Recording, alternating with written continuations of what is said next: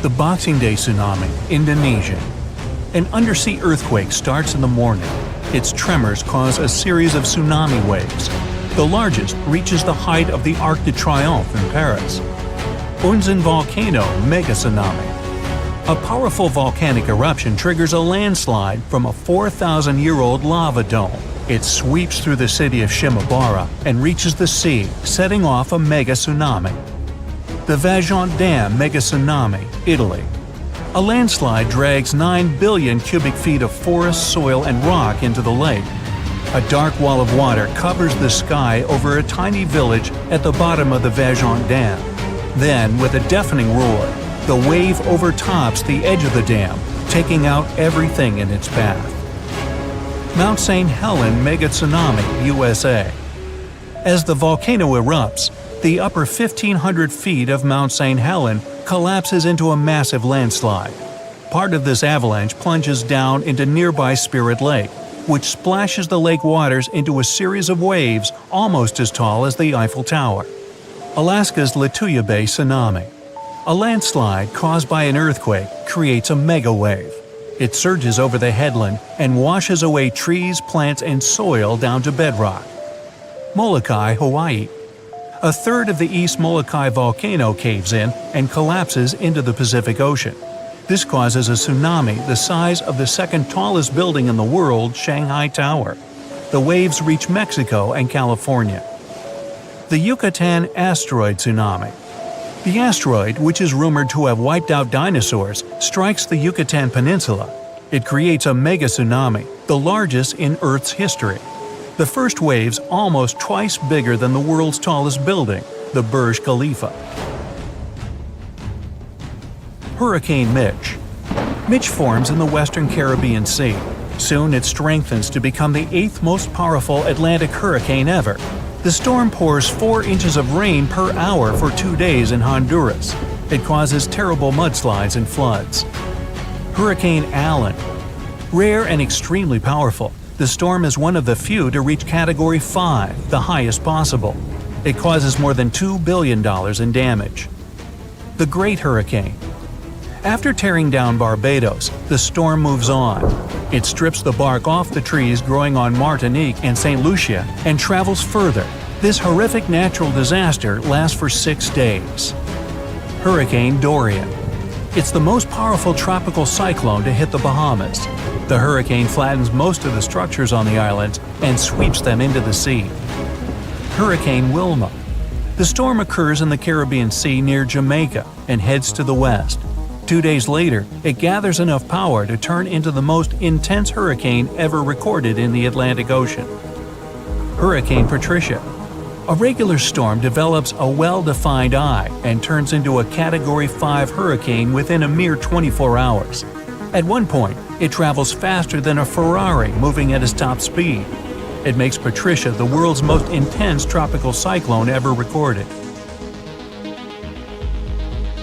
Kamchatka earthquake. It happens in the early morning 80 miles away from the shores of Kamchatka. The earth tremors produce a tsunami. The first 2 waves are catastrophic, up to 60 feet high. The third one's much weaker. Valparaiso earthquake, Chile. It happens at about 5 a.m. along the boundary of 2 tectonic plates. The tsunami, triggered by the earthquake, wipes out 620 miles of Chile's coastline. Tohoku earthquake, Japan. The first earth tremors start at a great underwater depth. The earthquake is so strong it moves Japan's main island. It shifts the planet on its axis by up to 10 inches and increases its rotation speed. The disaster also triggers a tsunami with 133-foot high waves that travel 6 miles inland. Indian Ocean earthquake, Sumatra. A rupture along 2 tectonic plates sets off an undersea earthquake. It begins at about 8 a.m. near northern Sumatra, Indonesia. It makes the planet vibrate nearly a half inch and sets off earthquakes all over the world up to Alaska. Good Friday earthquake, Alaska. The most powerful earthquake recorded in North America lasts for 4 minutes and 38 seconds. A 600-mile-long crack causes terrible landslides and a 27-foot tsunami. Areas 200 miles away get raised by 30 feet. Other places permanently drop 8 feet. Valdivia, Chile. The Great Chilean Earthquake starts in the afternoon and lasts for no less than 10 minutes. The disaster affects an area the size of California. It triggers tsunamis that reach the shore of Hawaii, Japan, the Philippines, Australia, and New Zealand. The average tornado usually lasts less than 10 minutes, but there are exceptions. El Reno tornado. It's considered the world's largest tornado based on width. At its peak, the twister reaches 2.5 miles across. The Perryville tornado, U.S. It occurs at about 2 a.m. and starts with snapping hardwood trees and breaking down stone constructions. Then the whirlwind becomes stronger. It levels 2-story buildings, flips and tosses cars as if they were toys. Bridge Creek Moor tornado. When the twister gets into the town of Bridge Creek, its width is at its peak, 1 to 1.5 miles. The wind speed of the tornado reaches more than 300 miles per hour. This natural disaster causes $1 billion in damage. Manitoba, Canada. An outstanding tornado rages for nearly 3 hours. It breaks tons of trees and utility poles, damages roads and farmhouses, but miraculously misses every town on its path. Tri-State tornado, U.S. The world's longest-lasting single tornado travels 220 miles through Missouri, Illinois, and Indiana. The average tornado's path is usually no longer than 5 miles. Tupelo, Gainesville, U.S. An outbreak that consists of at least 12 single tornadoes wipes out everything on its way. The accompanying rainstorms also trigger severe flash floods that make matters even worse. Valjean landslide, Italy. At 10 p.m., a landslide with a volume of 100 Great Pyramids of Giza breaks off from the top of Monte Toc. It falls into the Valjean Dam reservoir, producing a tsunami wave taller than the Golden Gate Bridge. Yunnan, China. An avalanche of rocks, stones, and mud, so big it could fill up Sydney Harbor, forms a dam on the Jinsha River. The Hida River, Japan. Triggered by a rainstorm, 300,000 Olympic swimming pools of debris flows down before getting stopped by another, earlier landslide. Along the way, the landslide sweeps 2 buses off the road. Peru. A rock slide dams the Rio Montanero, a long river running through the center of Peru. The whole process takes no more than 3 minutes, which means the landslide moves at a speed of up to 87 miles per hour. It also leaves a trail of debris 5 miles long. The Usoy Dam, Tajikistan. Set off by a magnitude 7.4 earthquake, the rockslide falls into the Murghab River and blocks its flow. That's how the Usoy Dam, one of the tallest in the world, appears. Mount St. Helens, USA.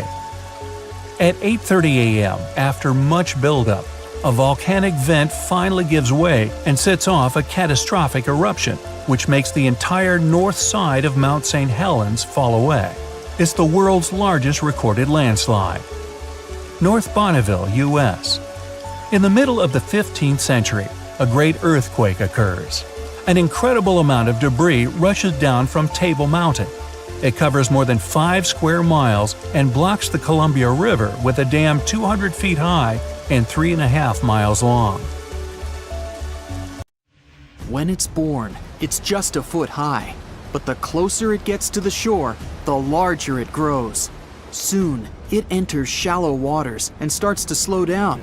Down there, humans, tiny like ants, scream and scatter in different directions. The first tsunami wave crashes into the shore. Its top moves faster than the bottom. That's what makes the wave so high and steep. The lowest point of the wave gets to dry land first. In the process, it creates a vacuum effect, which pulls the water away from the coast, burying the harbor and sea floor. Those who recognize this first sign of an approaching tsunami still have the chance to save their lives.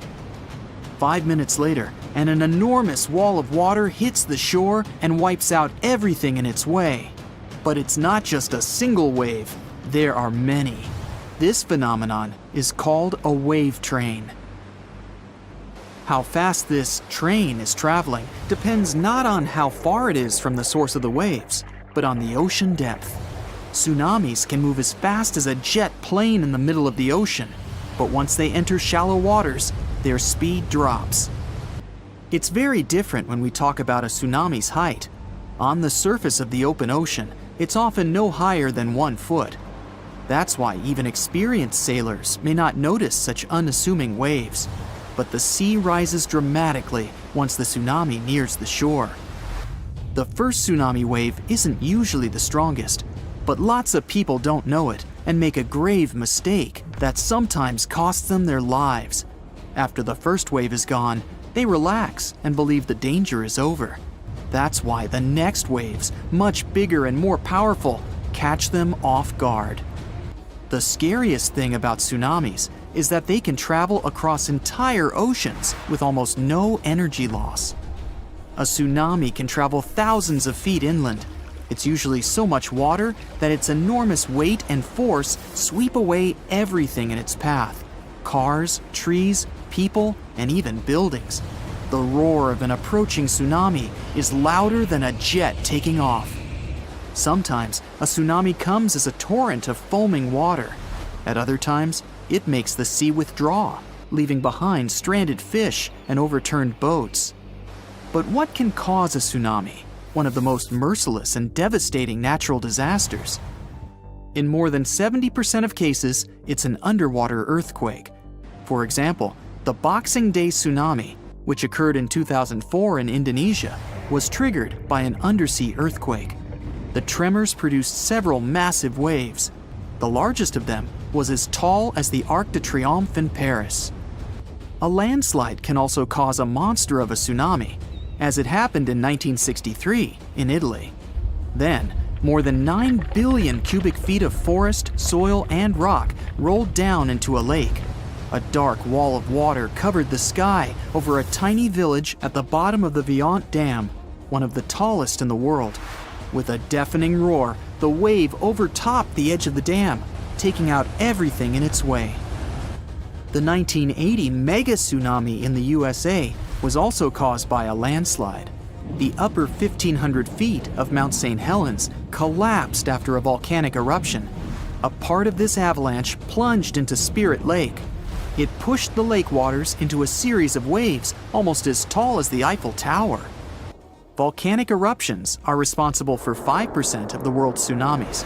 For example, a terrifying tsunami that occurred in 1883 was caused by the Krakatoa volcano going off in the Sunda Strait. The eruption nearly emptied the magma crater under the volcano. The overlying seabed and land collapsed into it. This created several tsunami waves that rose higher than 130 feet above sea level. Some tsunamis are caused by meteorites crashing into our planet. That's what happened millions of years ago when an asteroid struck the Yucatan Peninsula. Yep, the same one that's thought to have wiped out the dinosaurs.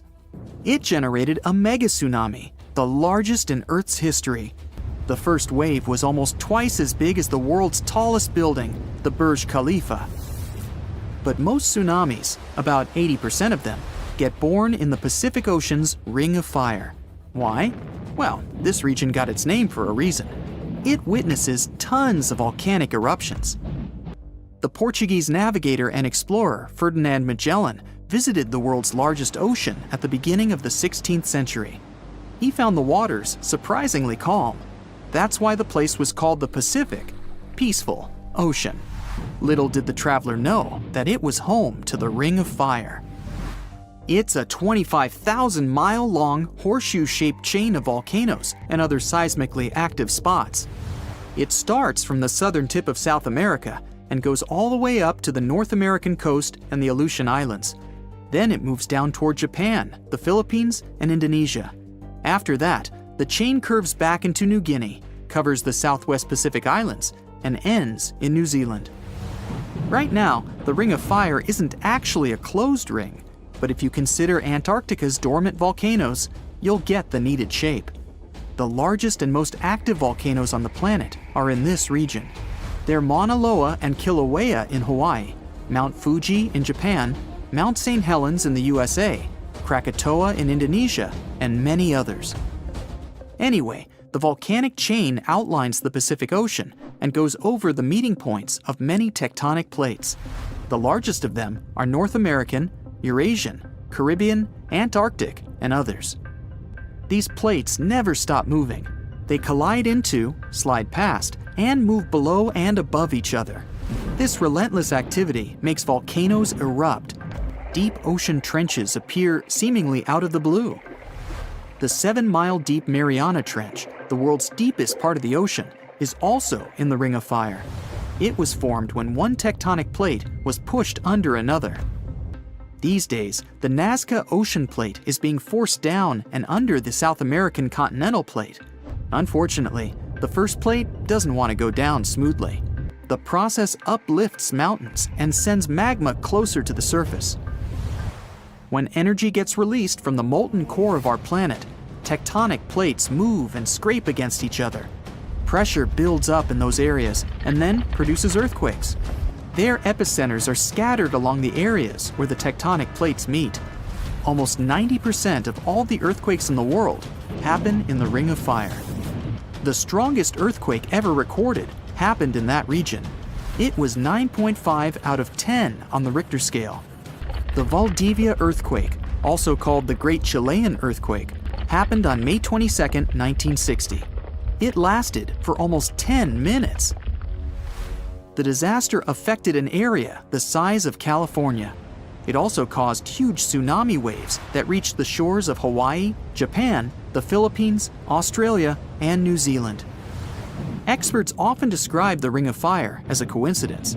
When natural disasters break out on its opposite sides at the same time, they're never related. For example, in 2016, several earthquakes rocked Kyushu Island in Japan.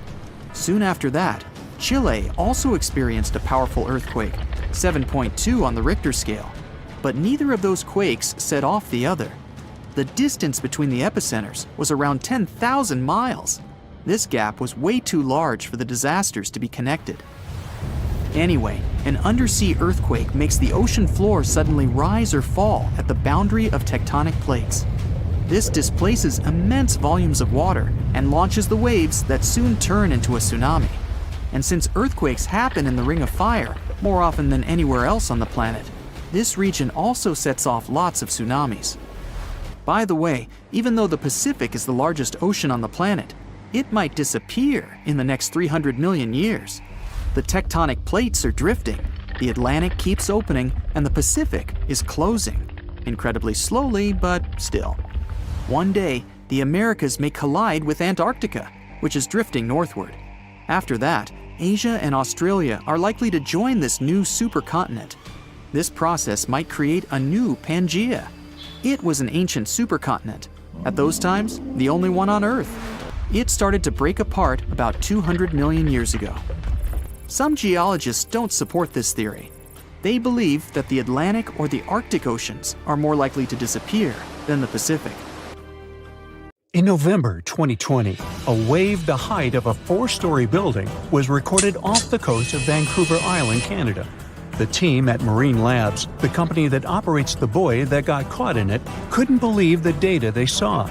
Everything was normal, then, unexpectedly, a vast force came, pulled the buoy down, and then sent it up to a peak before taking it even deeper.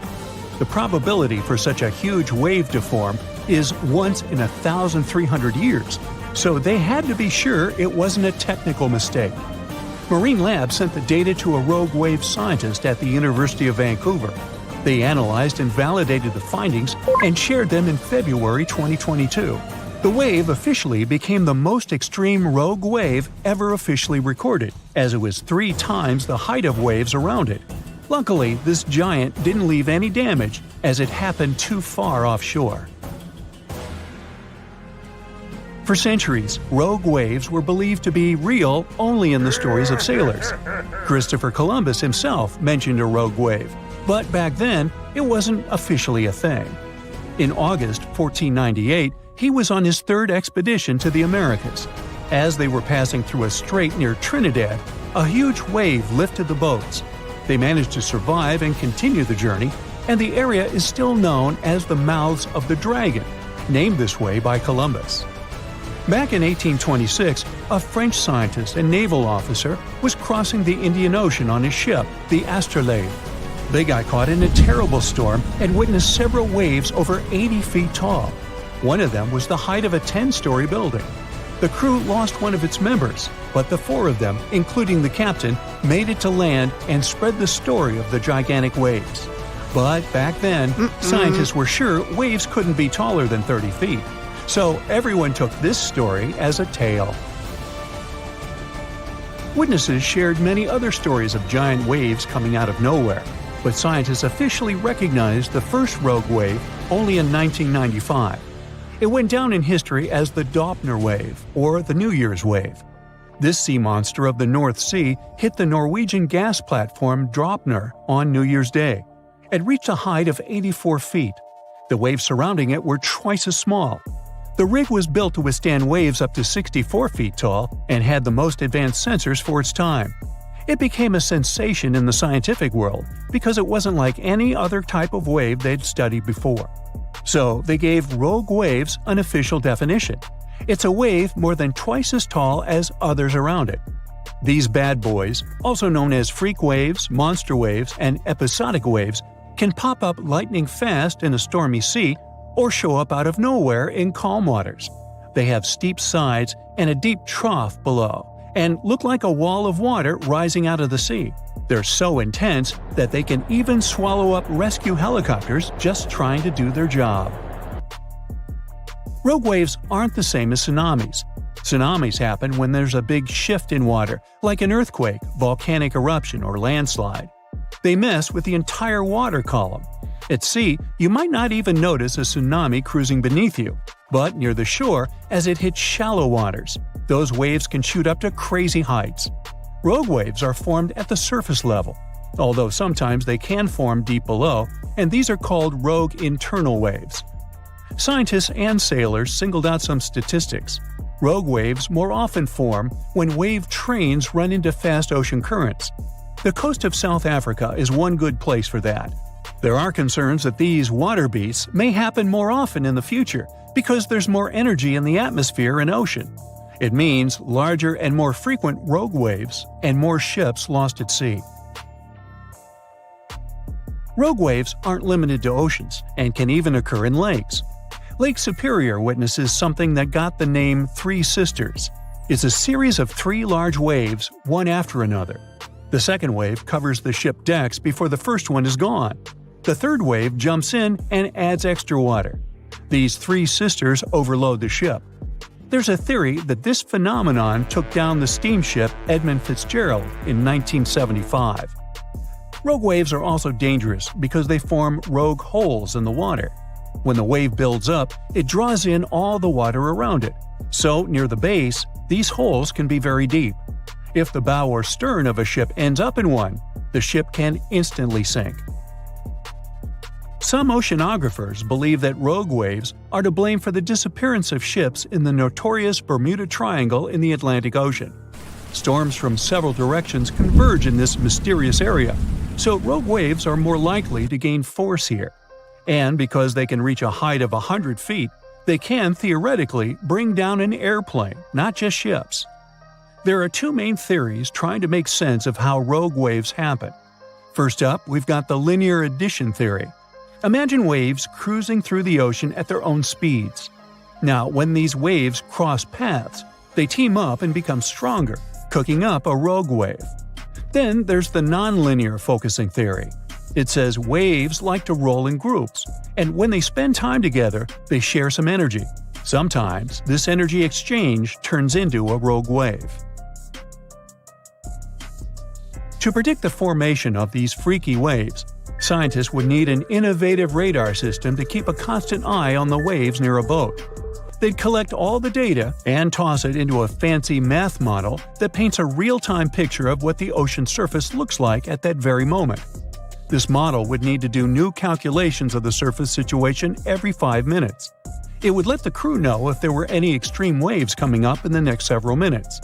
Such a system doesn't exist yet, but as scientists measure more rogue waves, mathematicians may find a way to alert us of the upcoming rogue waves rising out of the water.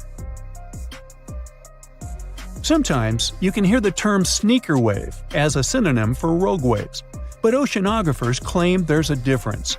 Rogue waves occur mostly in the ocean, and sneaker waves build up at the shore. They're also known as king waves and sleeper waves, and they roll up much faster than usual waves when they approach the beach. They always appear without warning after smaller waves and can be powerful. They can carry swimmers further away into the ocean. But the worst part is, they can also sweep you off your feet and into the water when you're casually strolling on a jetty or the beach, or on an outcropping nearby. Oregon State University researchers found that sneaker waves form in offshore storms that carry wind energy to the ocean surface. With all that energy, several waves unite and overlap into one beast that stands higher and goes further ashore than a regular wave. Another thing that makes them more dangerous is that, just like rogue waves, they're hard to predict. Fishers, surfers, and others who spend a lot of time by the water normally know when and what to escape when it comes to big waves. With sneaker waves, that logic doesn't work. There is no set time of the year when they're more active either, but putting together some data shows you're more likely to experience one of those somewhere between April and October, and the peak would be in October and November. Sneaker waves carry huge amounts of water, sand, and gravel. Those can fill up your shoes in a matter of seconds and sweep you off your feet if you're unlucky enough to be ashore at that moment. These sea monsters also have the power to move huge logs, which carries another hazard. A tsunami hitting major cities on or near the Mediterranean Sea and in the northeastern part of the Atlantic Ocean is not a matter of if, but when. It is scary and surreal to think that places like Cannes or Barcelona could suddenly get slammed by a huge wave, but the fact is, European coastlines are in active tectonic areas. Only about 10% of all tsunamis worldwide happen in the Mediterranean, and there have been at least 290 tsunamis in this area since 1600 before Common Era. Despite the relatively low number, this phenomenon has caused numerous devastating disasters throughout Europe's history. Back in 1755, an estimated 8.5 magnitude earthquake with an epicenter southwest of Cape St. Vincent triggered a tsunami that destroyed most of Lisbon, the capital of Portugal. About 40 minutes after the earthquake, this massive wave just slammed into the harbor in downtown, racing up the Tagus River. The phenomenon was so fast that several people on horseback had to gallop to higher ground to avoid getting carried away. And this was just the beginning of a nightmare, with two more terrifying waves hitting Lisbon right after. A disaster like this is similar to what we see in the Pacific Ocean several times a century, but in the Atlantic, it's very rare. This type of major tsunami is expected to happen every 3 to 5 centuries, but now it could happen tomorrow. Marseille in France, Chipion in Spain, and other cities are on the list of important locations that could be flooded soon, with a roughly 100% chance of being hit by a tsunami in the next 30 years. Statistics show that the wave will probably be more than 3 feet high. I know, it doesn't sound like much, especially since when we think about tsunamis, we imagine terrifyingly tall waves, like the one that hit Lituya Bay in Alaska. In that case, the wave was over 1,700 feet tall. But we must remember that even waves only 19 inches high can be dangerous to swimmers. Because it's not the height of the tsunami that matters, but also the flow and movement of the water. Not to mention the flooding, which can damage beaches, harbors, and streets. If the coastline has a small harbor and the waterfront is exceptionally low, like Cannes, this natural disaster might be much more dangerous. Tsunamis around 6 feet high can lift cars off the ground, while smaller waves can create walls of water traveling at 40 miles per hour. Plus, there are these smaller events that might not wreck everything, but still can cost a ton of money. For example, large sandbars that move around on the ocean floor, like sand dunes shifting in deserts. They can mess up pipelines or deep-sea cables for internet and communications, and that ends up costing businesses and governments millions of dollars. That's why organizations like UNESCO are worried about the possibility of a dangerous tsunami hitting Europe soon. So they're doing everything they can to prevent apocalyptic scenarios, like what happened in 2004 when an earthquake off the coast of Sumatra, Indonesia, caused waves over 100 feet high in coastal communities, resulting in over 200,000 lives lost. And let's not forget about 2011, when an earthquake off the coast of Tohoku, Japan, triggered a tsunami that reached about 6 miles inland and caused a major nuclear accident at a power station along the coast. Over 16,000 people lost their lives in that tragedy, and the event resulted in billions of dollars in infrastructure damage. These disasters were huge wake-up calls, and we've come a long way since 2004.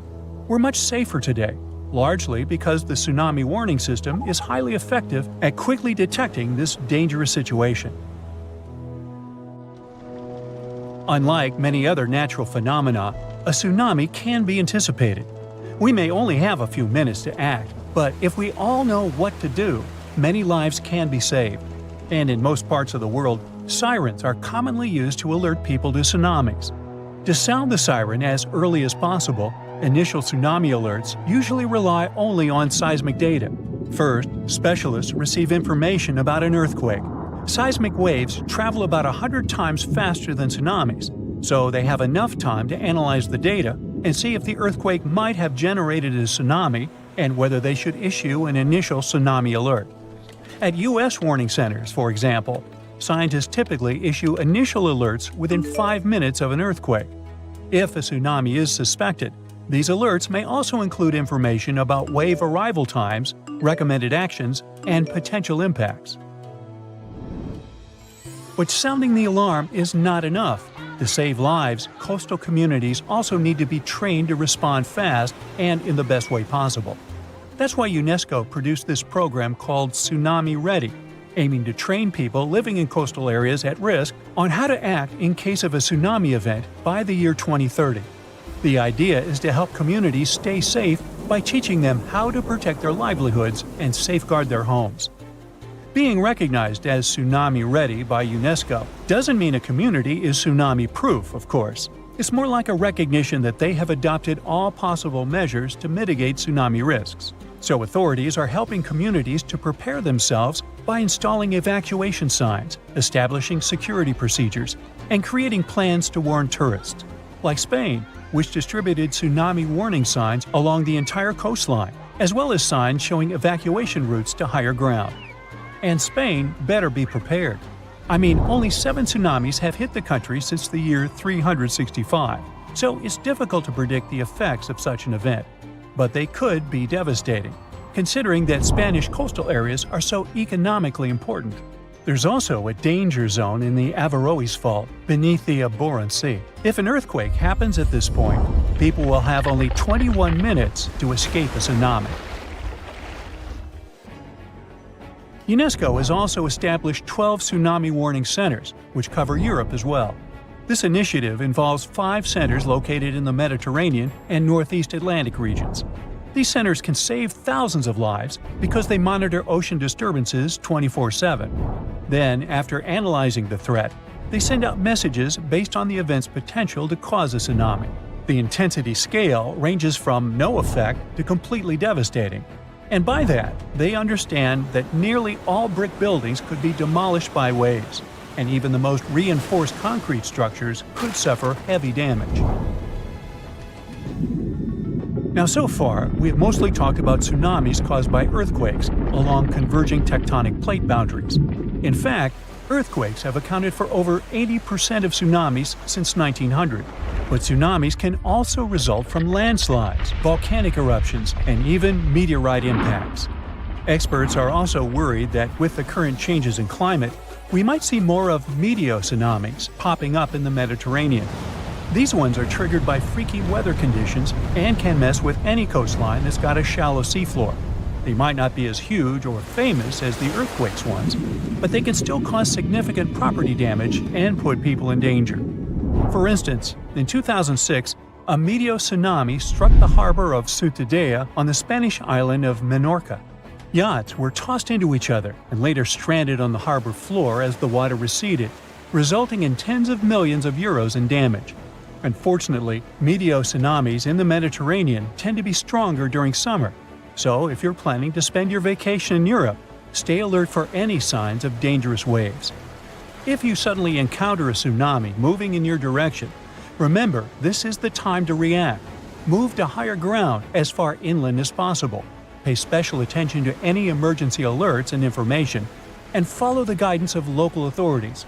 Most importantly, do not wait around taking photos. Leave the area as soon as you notice any signs of this danger event, or if you hear an official tsunami warning. Hey, stay safe.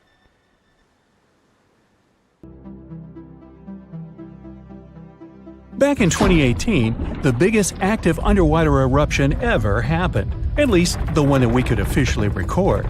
Scientists followed earthquakes that struck the area in the western Indian Ocean off Madagascar. Between 2018 and 2021, over 11,000 earthquakes struck a small island called Mayan between Madagascar and Mozambique. The strongest one had a magnitude of 5.9. Until then, this area had been pretty peaceful. There had only been 2 earthquakes recorded over 50 years. Along with regular earthquakes, there were also some unusual seismic hums, like earthquakes at pretty low frequencies, forming deep underground. People couldn't feel those hums at the surface, but researchers around the world discovered them and realized they were related to volcanic activity no one actually noticed coming. Something strange happened. That underwater eruption created a giant skyscraper-sized volcano. This new underwater volcano turned out to be around 1.5 times the height of One World Trade Center in New York, and almost 10 times bigger than the Statue of Liberty. The area where it appeared had been explored in 2014, but it was almost flat, peaceful, and empty back then. Now, there is an actual volcano nearly 8,500 feet below sea level. The volcano gets its magma from a super profound reservoir located nearly 34 miles underground. It's the deepest reservoir of volcanic magma that we know about. The Earth has layers, and the middle one is kinda chunky. It's very much like peanut caramel filling many chocolates have. Research shows there are probably hunks of oceanic crust deep inside the Earth's liquid mantle. They're stuck there, creating large lumps in something that was supposed to be a smooth layer. Our planet has a rigid outer layer. It includes a hot upper mantle and cracked crust. The hot mantle moves and churns all the time, making the crust at the surface move too. This way, the oceanic crust dives into the depths and makes huge magma plumes go up toward the planet's surface. Scientists even found an ancient piece of the Pacific Ocean hundreds of miles underneath China. Those are the old remains of the Pacific seabed from long ago, and they were pulled downward below Earth's surface into the mantle transition zone. This rocky slab that used to be at the bottom of the ocean is made of the crust and some solid parts of the upper mantle. Most of the volcanic activity on our planet happens where we don't even see it, under the surface of the ocean. About 70% of all volcanic activity happens in the oceans, and mostly in the area of the South Pacific, with over 1,100 volcanoes squeezed into that area. Coastal cliffs, mountain changes, soils, and sediments that line valleys. These are only a small portion of the rocks on our planet. Oceans hide so much more deep down below the Earth's surface. In between the Earth's surface and its core is the mantle. It's a warm, thick layer of rock that moves and flows constantly. Some hundreds of miles below, there's a place where diamonds grow. As they form, they go through high temperatures and pressure, after which they eventually freeze. That way, when they arrive at the surface, scientists can explore their structure, find out how they formed, and understand better what's going on in the depths of our planet. Thanks to diamonds, they realized the mantle was very wet, and it possibly contained much more water than all the oceans on Earth. Our planet is eating up its own oceans. As its tectonic plates move, dive, and go beneath one another, they drag huge amounts of water into the Earth's interior. The water beneath the surface of our planet can help with developing magma and lubricate faults, which actually makes earthquakes more likely to happen. Water is actually stored in the minerals. It gets incorporated into the planet's crust when new oceanic plates form. They go through the process of bending and cracking as they grind under other plates, and huge amounts of water then go deep into the crust and mantle. Scientists research an area that's 18 miles under the surface.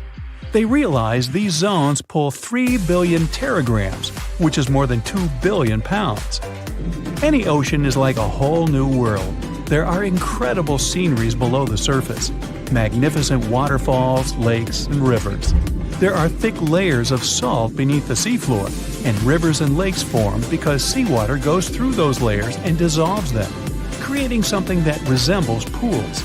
The dissolved salt makes the surrounding water denser. That water then settles there, which eventually forms underwater lakes or rivers. But there are also mountain chains, trenches, canyons. There's a canyon in the Bering Sea with more than 8,500 feet of vertical relief. This makes the Grand Canyon look way smaller than it is, since the underwater canyon is nearly 2,500 feet deeper. Deep parts of the ocean are really cold. The temperature of the water can be about 40 degrees, but at the bottom, water can get boiling hot. There are hydrothermal vents in the seafloor. Those are the hot springs located at the edges of tectonic plates. The water they release can reach a temperature of up to 750 degrees Fahrenheit, but the pressure at such depths is very intense. So intense, no human being can handle it. Still, it's the pressure that keeps the water from boiling. Ocean depth is on average 2.3 miles. Light waves can still enter at 3,280 feet, even though it's in a very small amount. So all the mysteries hidden below that point remain in total darkness. The actual illuminated part of the ocean goes until 600 feet. Even though the sun gives us light, most of our planet is dark all the time. It's all because of the oceans, covering over 70% of our planet. The loudest sound that came from an ocean, and of the loudest sounds ever recorded, came from an ice quake. It was so loud, researchers picked it up by sensors more than 3,000 miles away. There was a seismic activity that made frozen ground break down. The Antarctic ice sheet is bigger than the continental part of the United States and Mexico together. A big iceberg from Antarctica holds over 20 billion gallons of water, which could make a 5-year water supply for 1 million people. Humans can generally drink sea ice, although we can't drink seawater. As time goes by and the ice ages, the brine trapped between ice crystals drains out. That way, ice becomes fresh enough to consume it. If all the ice sheets and glaciers we have on the Earth melted at the same time, the sea level would rise another 260 feet, which is just a little shorter than the Statue of Liberty, the height of a 26-story building. Clams live long enough to tell us more about ocean's past. Ancient mollusks can live for more than 500 years. To learn more about a tree, you can use its rings to see how old it is. To learn how old a mollusk is, you can examine its rings within the shell and tell. This is also how scientists get information about the ocean, climate, and whatsoever. Clams can help take a look at what happened about 1,000 years ago. The Earth doesn't have 4 but 5 oceans now. The new one, called the Southern Ocean, was officially recognized only a few months ago. It borders the Atlantic, Pacific, and Indian Oceans, so scientists couldn't agree if it's really a new ocean or just part of the colder regions of these 3. We don't only divide oceans on maps. Each has different conditions for unique marine species. For example, the Southern Ocean has leopard seals, orcas, minke whales, emperor penguins, and other animals that live in cold, icy seas. It's also home to krill, small creatures that look like shrimp and are food for many bigger animals that live there. Life on our planet started about 3.5 billion years ago. I wasn't around then. It's still a mystery how and when exactly, but some theories say life could have first emerged in the depths of the ocean. A few years ago, scientists found microscopic tubes and filaments within rocks formed about 4 billion years ago. These rocks are fragments of ancient oceanic crust. Also, these tiny tubes and filaments are similar to microbes that can still be found on hydrothermal vents in deep parts of the ocean. The idea is these living cells found conditions to stay alive in tiny rocky pores inside the chimneys of those vents, and started the amazing adventure of the evolution of life on our planet. How would you describe the shape of the planet we live on? It's definitely round, but it's not a perfect sphere. Because of the force of Earth's rotation, it's slightly flat on the north and south pole. But there's more to it. The planet's rotation causes its sides to bulge outwards. The best term to describe our home planet is ellipsoid. Earth is nothing more than an oversized lumpy potato. These are the words of Atraji Ghosh, a solid Earth geophysicist from Bangalore. She and her team have been studying something called the Indian Ocean Gravity Hole. Sounds like the scenario for a science fiction movie, but it's very much real. We think of gravity as something consistent. If you drop a pen from your hand in Los Angeles and in Perth, they're going to fall to the floor at the same time. Well, this is not completely true. Gravity is connected with the mass of a celestial body. Astronauts on the surface of our moon don't walk, but move in hops. That's because Earth weighs 81 times more than the moon. Less mass means less gravity. Earth is more massive, so it has a stronger gravitational pull. But there's a catch. All this mass isn't distributed evenly across the planet. As a result, gravity varies as well. NASA has been mapping Earth's gravity field since 2002 using twin GRACE satellites. The maps they produced show where gravity is stronger and where it's weaker. Mountain ranges such as the Himalayas contain a lot of mass. This means they generate a stronger gravity field. The opposite happens in ocean trenches. The deepest of them is the Mariana Trench in the Pacific Ocean. You could almost stack 2 Mount Kilimanjaros inside it. The low concentration of Earth's mass below it means that the gravity field here is weaker. Places on the globe where huge chunks of mass are missing are called geoid lows. A geoid is an imaginary surface that follows the outline of sea levels around our planet. Imagine the Earth without any land. That shouldn't be too hard since the nickname of our home is Blue Planet. Now draw a curvy line along the surface of the oceans, and you get a geoid. In reality, the line stretches across oceans, as well as land masses. Scientists use this imaginary line to calculate the depth of tremors or objects that occur underground. When the wavy line goes down, that's a geoid low. The biggest of them sits at the bottom of the Indian Ocean. The first to discover it was a Dutch geophysicist in 1948. He was performing a gravity survey from a ship.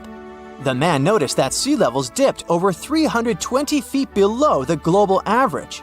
The gravity hole got the official name Indian Ocean Geoid Low. It spans well over 1 million square miles off the southern coast of India. If you went out at sea in the middle of the gravity hole, you wouldn't notice much, just an endless ocean as far as the eye could see. The only way to measure the dip in gravity is through extensive geophysical measurements and calculations. The concept of a gravitational hole existed for nearly 2 centuries in the scientific community, but researchers could study it in high detail only after satellite measurements became possible in the late 20th century. A team of Indian scientists was determined to explain the anomaly that had been puzzling geologists for decades. They used supercomputers to simulate the seismic activity that formed our planet. A total of 19 simulations revealed how tectonic plates moved across the span of over 140 million years. This was during the Cretaceous period, the time when T-Rex roamed the Earth. Nearly a third of the possible scenarios produced a geoid low, similar to the one in the Indian Ocean. The most important factor in these models was the presence of magma plumes. These are places inside the Earth's mantle where lava flows upwards. The mantle sits between the planet's outer core and the thin crust we walk upon. The magma in the mantle plume is hotter than the surrounding rocks. The heat it generates melts and thins the crust. This creates hotspots that are brimming with volcanic activity. Yellowstone National Park and the Hawaiian Islands sit atop such hotspots. The Indian team of scientists linked the presence of magma plumes to the formation of the geoid low. Their source was an ancient ocean that disappeared tens of millions of years ago. It was located where the Himalayan mountain range sits today. Evidence of this lie in the marine rocks researchers found on the world's tallest mountains. The oceans ceased to exist when India's landmass separated from the supercontinent called Gondwana. It drifted north and merged with the rest of the Asian continent. At the time, the Eurasian supercontinent was called Laurasia. The Indian tectonic plate went down inside the mantle. It ended up under the African continent. This landmass contained a lot of crystallized material which was quite dense. When the sinking plate of the former ocean reached it, plumes of magma spilled out. As a result, low-density materials ended up closer to Earth's surface. Density is used to calculate mass, and if you remember our lesson in physics from the beginning of the video, less mass translates into a weaker gravity field. Scientists believe this is how the geoid low in the Indian Ocean formed some 20 million years ago. At this point in prehistory, the Earth looked a lot like it does today. There were vast grasslands, and whales swam in the seas. Geophysicists who created the computer model cannot tell for sure what will happen in the future. Ghosh thinks it's possible that the gravity hole in the Indian Ocean will remain in place for a long time. But plate movements can also cause the anomaly to fully disappear in the coming eons. Earth's tectonic plates are constantly shifting. They define the shape of our continents and oceans. Experts study plate movements to get a picture of how our world looked millions of years ago. However, telling Earth's geologic future is much more complex. The gravity hole in the Indian Ocean is the biggest, but it's not the only one in the world. Other areas with low gravity include the island of Cuba and the Bahamas. On the opposite side of the spectrum are the Philippines. Here, gravity is stronger than normal, but the poles are the places with the strongest pull to them. They are the closest to the center of the Earth. If you stand directly on the North or the South Pole, you are 3,950 miles from the planet's core. At sea level on the equator, this distance increases by more than 13 miles. Earth's gravitational field also has an effect on your weight. At the equator, you weigh 1% less than you do on the poles. The South Pole is maybe more suitable for this experiment because there is actually ground there. But gravity is the strongest at the North Pole in the middle of the Arctic Ocean. This is where scientists in 2013 recorded the highest gravitational acceleration on the planet. This is the rate a falling object speeds up in free fall. The acceleration depends on the strength of gravity. When a team of researchers from a university in Perth set out to map these gravity changes, they discovered something interesting. Gravitational acceleration was the highest at the surface of the Arctic Ocean. This is something they expect to find, but the location of the lowest acceleration point amazed them. It wasn't on the equator as they assumed. The spot lay more than 600 miles south of it at Mount Huascarán in Peru. Scientists believe that the mountain's height had an effect on the phenomenon. This peak in the Andes is the highest point in the South American country.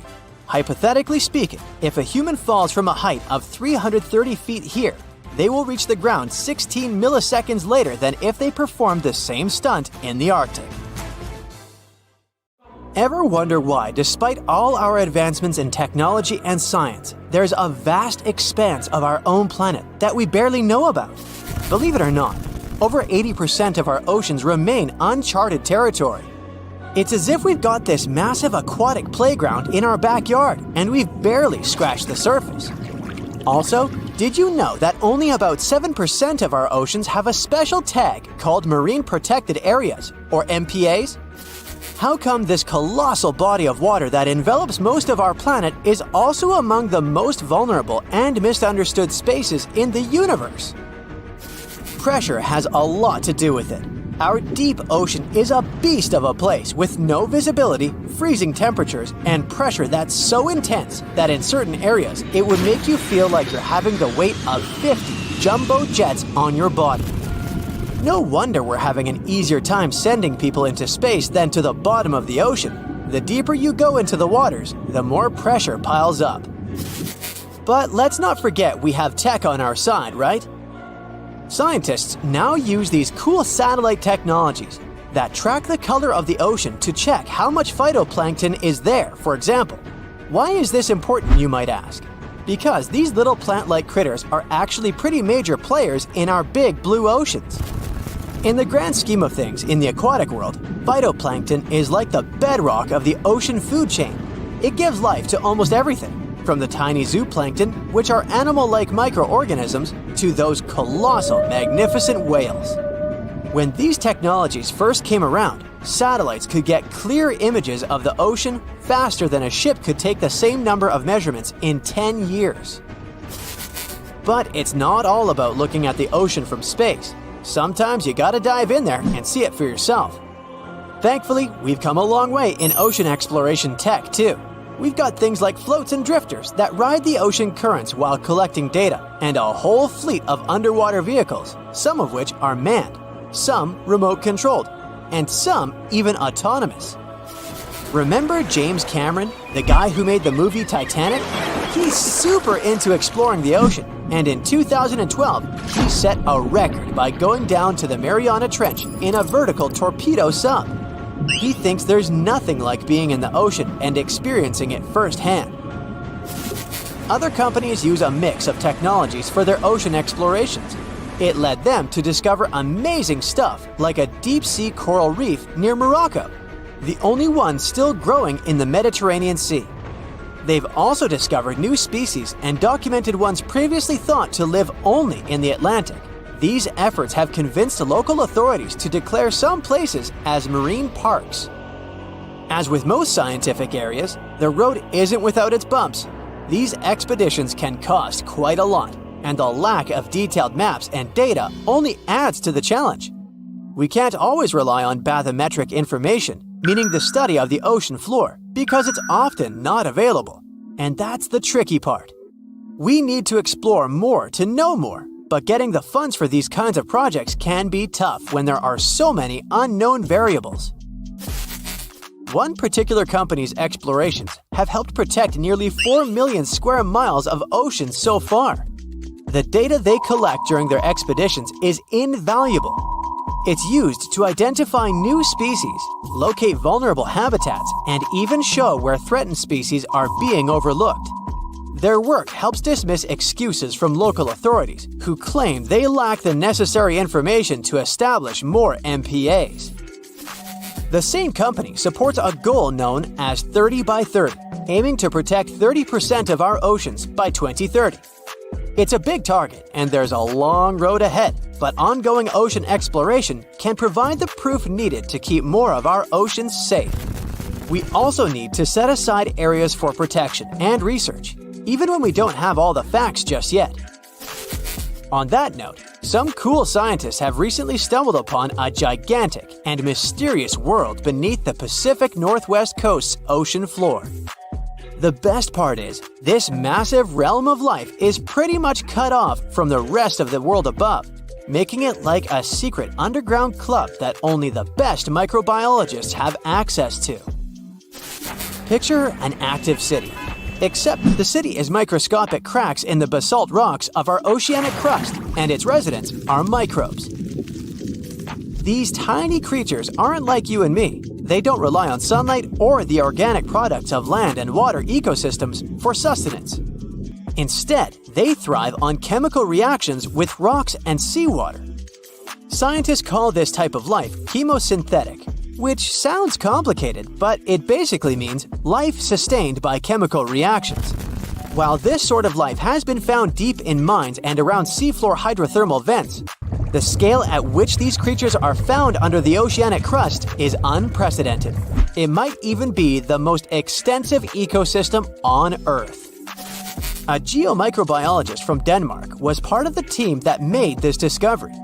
He claimed that over 50% of our planet's surface is oceanic crust, which is an average of 4 miles thick. Imagine the size of this chemosynthetic party happening down there.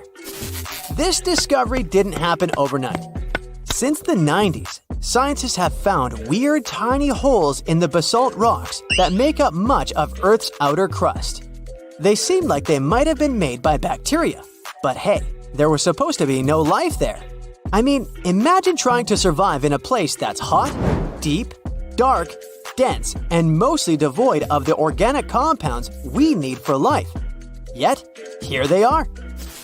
In the following years, more pieces of the puzzle fell into place. Scientists found that the oceanic crusts had different conditions at the centers and edges.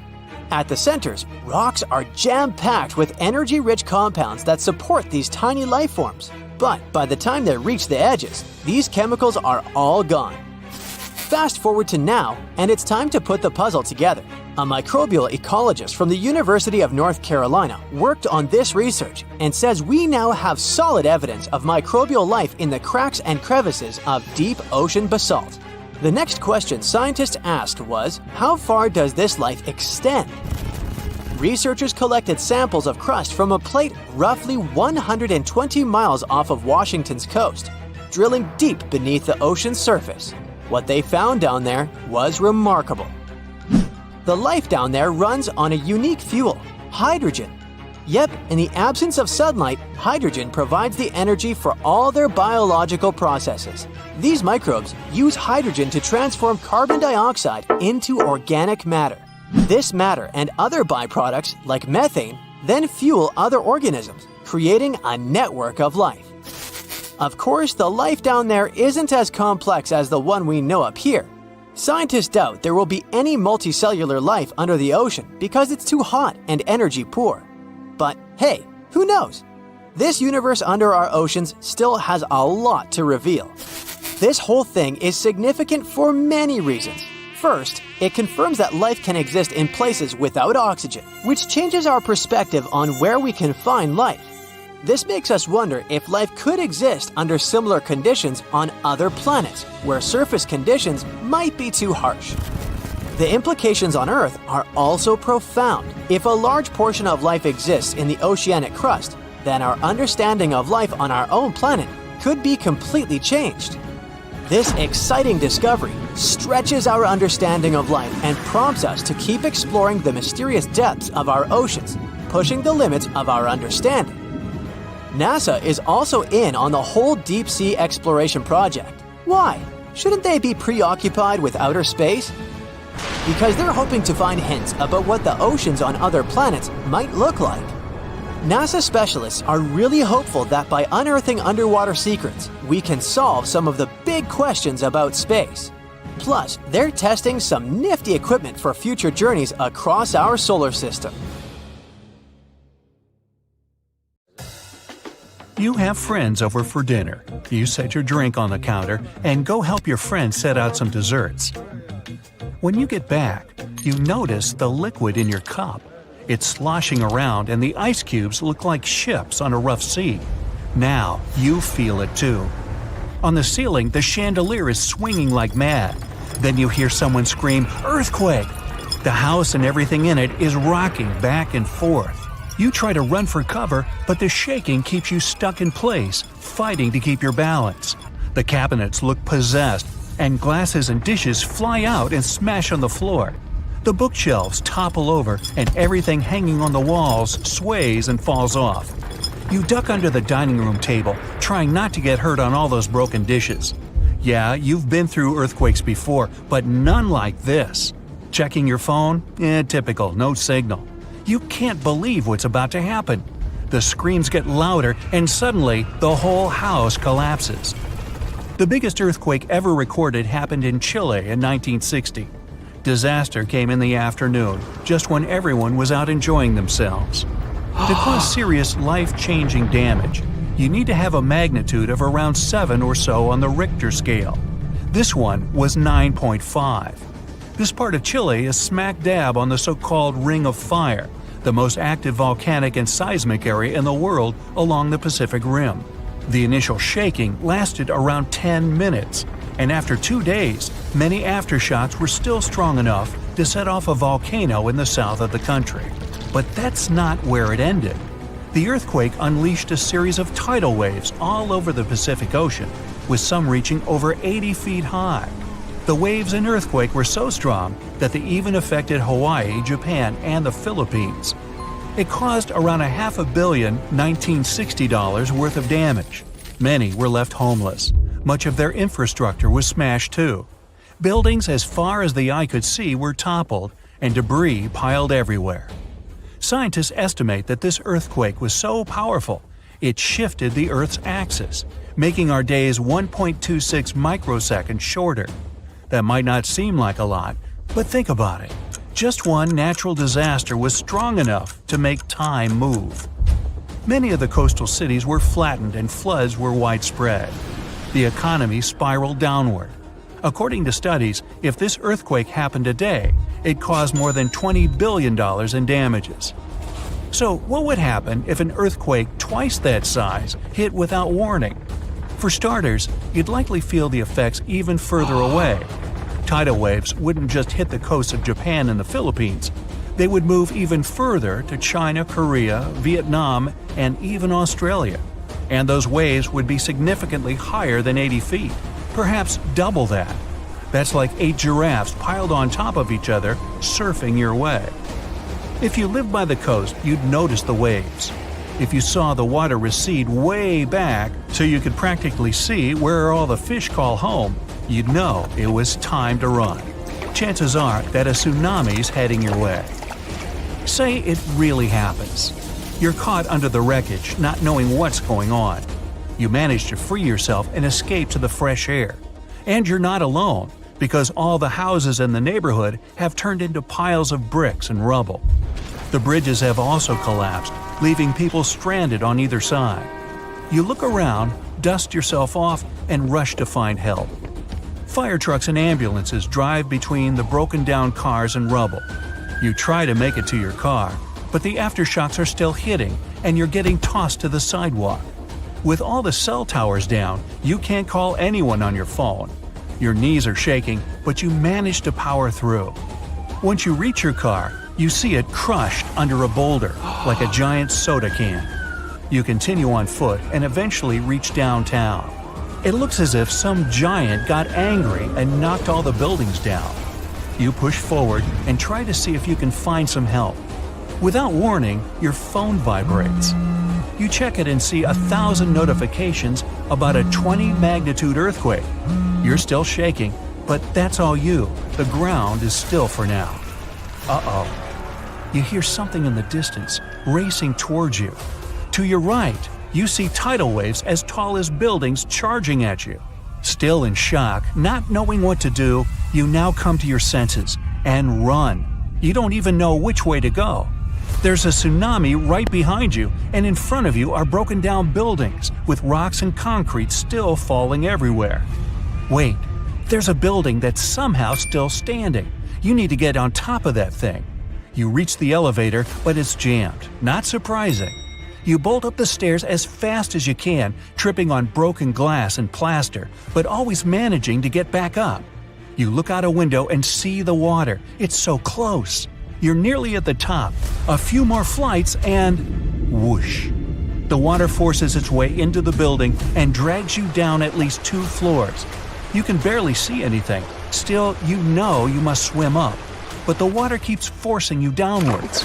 After about 30 seconds, you manage to swim your way out and continue climbing to the top. You scramble to the top floor and collapse on the roof. You're safe for now.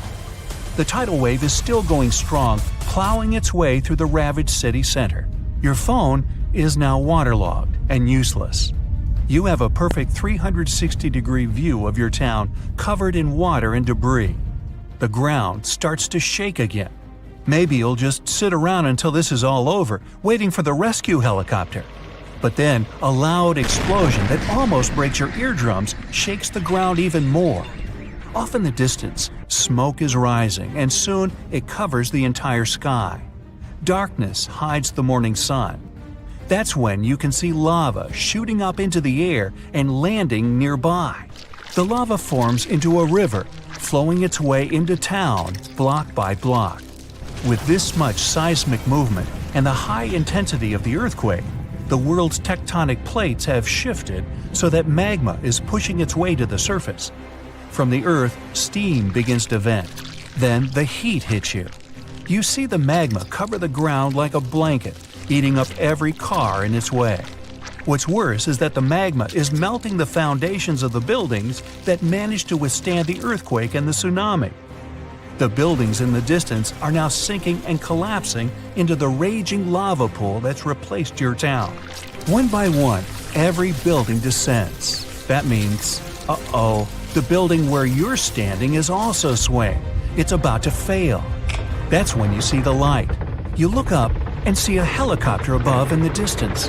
You wave your arms, run around, jump, anything to get noticed. And it works.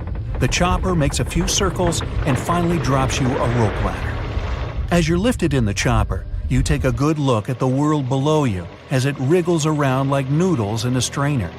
You land a few miles out and are immediately treated by a doctor in an emergency triage center. You were one of the lucky ones. A year later, the tsunami water has receded. The lava that flowed inland has cooled, but all that magma permanently changed the ground below it, and the whole town is gone. The disaster has thrown the entire country into a financial nightmare that'll last decades. It takes months to survey the town, making sure there's no dangerous electrical wires or busted gas pipes anywhere. They're rebuilding your town farther inland from where the old one was.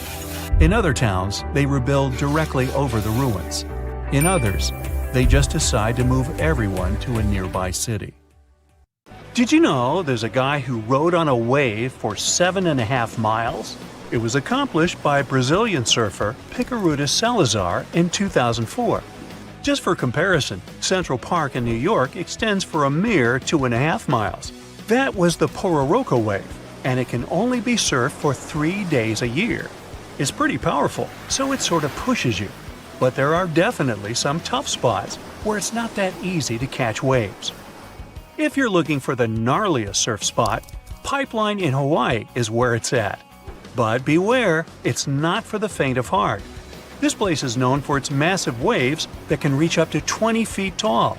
And did we mention the shallow reef? Yeah, wipeouts here can result in some serious injuries, or worse, you might end up sleeping with a fish. The waves at Pipeline are also super unpredictable, so you never know what you're going to get. It's like a box of chocolates, except instead of chocolate, it's huge waves that could crush you like a bug. But hey, if you're feeling brave, the annual Billabong Pipe Masters competition is held there every winter. Just make sure to bring your A game and a change of underwear. Even the most experienced surfers approach Pipeline with caution and respect. It's like trying to tame a wild animal. One wrong move and you're toast, or dinner. So if you're ready to ride the gnarliest waves in the world, come on down to Pipeline. Just don't say we didn't warn you. For those who are dreaming California, there's a tough spot in the Golden State for you. Mavericks is notorious for its massive swells and strong currents, making it a challenge even for experienced surfers. Hold on tight, because this wave is gonna take you for a ride. First off, let's get one thing straight. Mavericks ain't for the weak. This bad boy can reach heights of up to 60 feet. But hey, if you're a seasoned surfer and you're feeling brave, then Mavericks is the place to be. Located just off the coast of Half Moon Bay, this spot is known for its massive swells and killer waves. It's like the Hulk of surf spots, big, bold, and ready to smash. Now, don't go thinking that Mavericks is all about the waves. Oh no, my friend. This spot is also home to some of the coolest surfers around. These dudes and dudettes live for the rush of catching a maverick wave, and they'll do whatever it takes to get out there. But here's the thing, Mavericks isn't just about surfing. It's also about community. These surfers have each other's backs, and they know that when they're out there on those massive waves, they're all in it together. It's like a big, salty family. So there you have it, folks, Mavericks, the wildest, most insane surf spot in California. If you're up for the challenge, grab your board and head on out. Just remember, when you're staring down a 60-foot wall of water, it's okay to scream like a little girl. We won't judge. Chupo in Tahiti also has some of the heaviest waves in the world, breaking over a shallow reef and creating intense barrel rides. First of all, the name itself is a mouthful. It's pronounced Chupo, and it means broken skulls in Tahitian. Yeah, you heard that right, broken skulls. The waves at Chupo are massive and can reach up to 23 feet high and break over a shallow reef. which creates a super powerful wave that can barrel for hundreds of yards. And if you wipe out, well, let's just say you'll be getting up close and personal with that reef. It's like a cheese grater for your skin. So make sure you bring some Band-Aids and a good insurance policy. But hey, if you're up for the challenge, Chupo is one of the most epic surf spots in the world. However, I hope you're going to choose a much safer spot. If you're looking for some cool waves but don't want to risk your life, then you gotta check out these safe surfing spots around the world. First up, we got Waikiki Beach in Hawaii. This spot is perfect for beginners and pros alike, with consistent waves and a sandy bottom. Plus, there are lifeguards on duty to keep an eye out for any trouble. Next, there's Bondi Beach in Australia. This iconic beach is known for its beautiful scenery and chill vibes, but it also has some great waves for surfing. The water is shallow, and there are plenty of surf schools around to teach you the ropes, or in this case, the boards. But if you're looking for something a little more exotic, head over to Nocera in Costa Rica. This spot has warm water, consistent waves, and a laid-back atmosphere. Plus, the locals are super friendly and will welcome you with open arms. Last but not least, there's Muizenberg Beach in South Africa. This spot has some of the most consistent waves in the world, but they're not too big or dangerous. Plus, there are shark spotters on duty to keep you safe from any unwanted attention from local carnivores. But no matter how safe the spot is, you're still going to need some cool life hacks to bring your surfing to a brand new level. Have you ever wondered why surfers use wax on their boards? Well, let me tell you, it's not just for show. See, when you're out there shredding the gnar, you don't want to slip and slide all over the place like a penguin on ice. That's where the wax comes in. Basically, the wax creates a grip on the board so you can stick to it like peanut butter on bread. Without it, but here's the thing, not all wax is created equal. You gotta find the right kind for your board and the water conditions. It's like choosing the right flavor of ice cream for your cone. You don't want to end up with mint chocolate chip when you really wanted Rocky Road. So, next time you see a surfer waxing up their board, just remember they're not doing it for the smell, although some waxes do smell pretty sweet. They're doing it so they don't wipe out and embarrass themselves in front of all the folks on the beach. And that's worth its weight in gold. And by the way, did you know that rubbing a little bit of wax on the bottom of your feet can give you a better grip on your board? Yeah, it's like magic. No more slipping and sliding around like a seal on a wet rock. Another common hack is to wear earplugs. You see, there's even a condition called surfer's ear. Surfers are constantly exposed to cold wind and water, and some of them even surf in cold temperatures. If your ears are constantly exposed to cold, your ear canal may shrivel up. As a consequence, water, wax, you, and even air all get trapped in your ear, which may lead to certain infections. So, to prevent water and cold air from getting trapped in their ears, pro surfers like to use earplugs. But even if you're just a newbie, you gotta use their tip. Oh, and here's another classic. If you're surfing in cold water and don't have a wetsuit hood, just rub some petroleum jelly on your ears to keep them warm. Hey, why do you think some surfers have clear nail polish on their emergency kits? It's not for their nails, but for their boards. So, if you're dealing with a stubborn ding in your board, grab some clear nail polish and fill in the crack. It'll keep water from seeping in and causing more damage. However, pros will say that nail polish is a terrible idea, and there are a lot of repair kits out there. Yeah, this one's up to you. So, there you have it, my fellow wave riders. Now go out there and shred those gnarly waves like the pro you are. If all the volcanoes on Earth suddenly erupted together, it'd be loud. We'd also have around 1,500 of these formations bursting at once. Now normally it's just 10 to 20 volcanoes that are active each day. But what would the world look like if they all blew their tops simultaneously? Geologists think it wouldn't be pretty. Even if only the land volcanoes erupted together, it would set off a chain reaction way worse than anything we've ever seen before.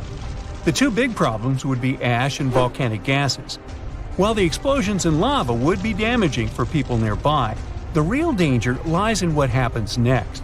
A thick layer of ash would cover the planet, blocking out sunlight completely. No sunlight means no photosynthesis, which means crops would fade away and temperatures would drop considerably. And all this ash cloud could remain in our atmosphere for up to 10 years. Now, ash aside, there's also acid rain to worry about. Volcanic gases like hydrochloric acid and sulfur dioxide would mix with the atmosphere and fall back down as acid rain. This type of weather would harm the groundwater and ocean surfaces. Even if humans would find a way to survive up to this point, we'd have no corals and no other sea creatures around. Scientists have seen similar events in Earth's history at a smaller scale. Big volcanic eruptions have been linked to mass extinctions. When Mount Pinatubo erupted in 1991, it cooled parts of the world for 2 years. But the extra carbon dioxide from these eruptions could also heat the planet, the same way we turn our stoves to broil for that extra crispy layer on our casserole. Geologists also mentioned that there's evidence in our atmosphere that stuff like this may have happened in the distant past. During the Cretaceous period, carbon dioxide levels were way higher than today, which made it difficult for marine life to thrive. Who would survive all this? Probably just some extremophiles, these organisms that survive in harsh conditions like hot springs or deep undersea vents. As for humans, we could all lay low in underground bunkers until things clear up, or build multiple space stations that could fit us all. Yeah, right. The chances of all volcanoes erupting at once, though, are very slim. Whew! That's because there isn't one giant source supplying all the volcanoes on Earth. Each one of these openings has its own deposit of magma, except for a few cases where they indeed share the supply. For example, in 1912, Nova Rupta in Alaska erupted alongside another volcano sharing magma. Scientists have also found evidence of magma hiding under volcanic areas, like under the Taupau Volcanic Zone in New Zealand. This magma can spread out horizontally for long distances, but is still just a local feature. Even if we consider all the magma under Taupau as one system, it's not connected to other volcanic areas like Indonesia or the Philippines. Because the great majority are isolated, volcanoes can't sync up to erupt at once. The magma comes from different processes, like mantle decompression or adding water to the mantle through subduction. There's no way to make all these different volcanoes erupt together because of how tectonics work. Now, that doesn't mean we won't see interesting volcano activity in the future. Take an underwater area near British Columbia, where recently about 200 small earthquakes per hour have been noted. Deep beneath the Pacific Ocean floor, off the coast of Vancouver Island, magma is set to erupt, heating the water so much that it'll bubble like soda. However, this event will likely go unnoticed by anyone other than scientists. The anticipated eruption will most likely happen around 3 miles below the ocean surface. Scientists explain that the earthquakes range from negative to 4.1 magnitude, meaning only those nearby would feel any tremors. This unusual activity gives us a rare opportunity to study how the Earth's crust forms. The magma beneath the ocean floor is estimated to be almost 1,500 degrees Fahrenheit, but will cool rapidly upon eruption and contact with water. This runny rock will solidify upon contact with the seafloor, turning black quickly. This event will be useful for biologists too, who will have the opportunity to study the marine animals' response to any changes, like run! Antarctica, often seen as a vast icy continent, also holds a volcanic surprise beneath its frozen surface. Researchers have identified over 130 under the western ice sheet alone, making it the largest volcanic region on Earth. Most of these volcanoes, about 90, were only recently discovered in 2017. But could any of these Antarctic volcanoes actually erupt? Well, it depends on which volcano we're talking about. While these formations are relatively young in geologic terms, it's hard for scientists to tell if they're still active or not. There are only 2 confirmed active volcanoes in Antarctica, Deception Island and Mount Erebus. The latter, standing tall as the highest peak on the continent, has been continuously erupting since at least 1972. It's known for emitting gas and steam, and sometimes even throwing out rocks in what are called strombolian eruptions. One of its most notable features is a persistent lava lake in its crater. a rare phenomenon due to specific conditions needed to keep the surface molten. For instance, it's fueled by a steady supply of magma from deep within the Earth's mantle. This continuous inflow of molten rock provides the material for the lava lake to exist. It also features low ambient temperatures.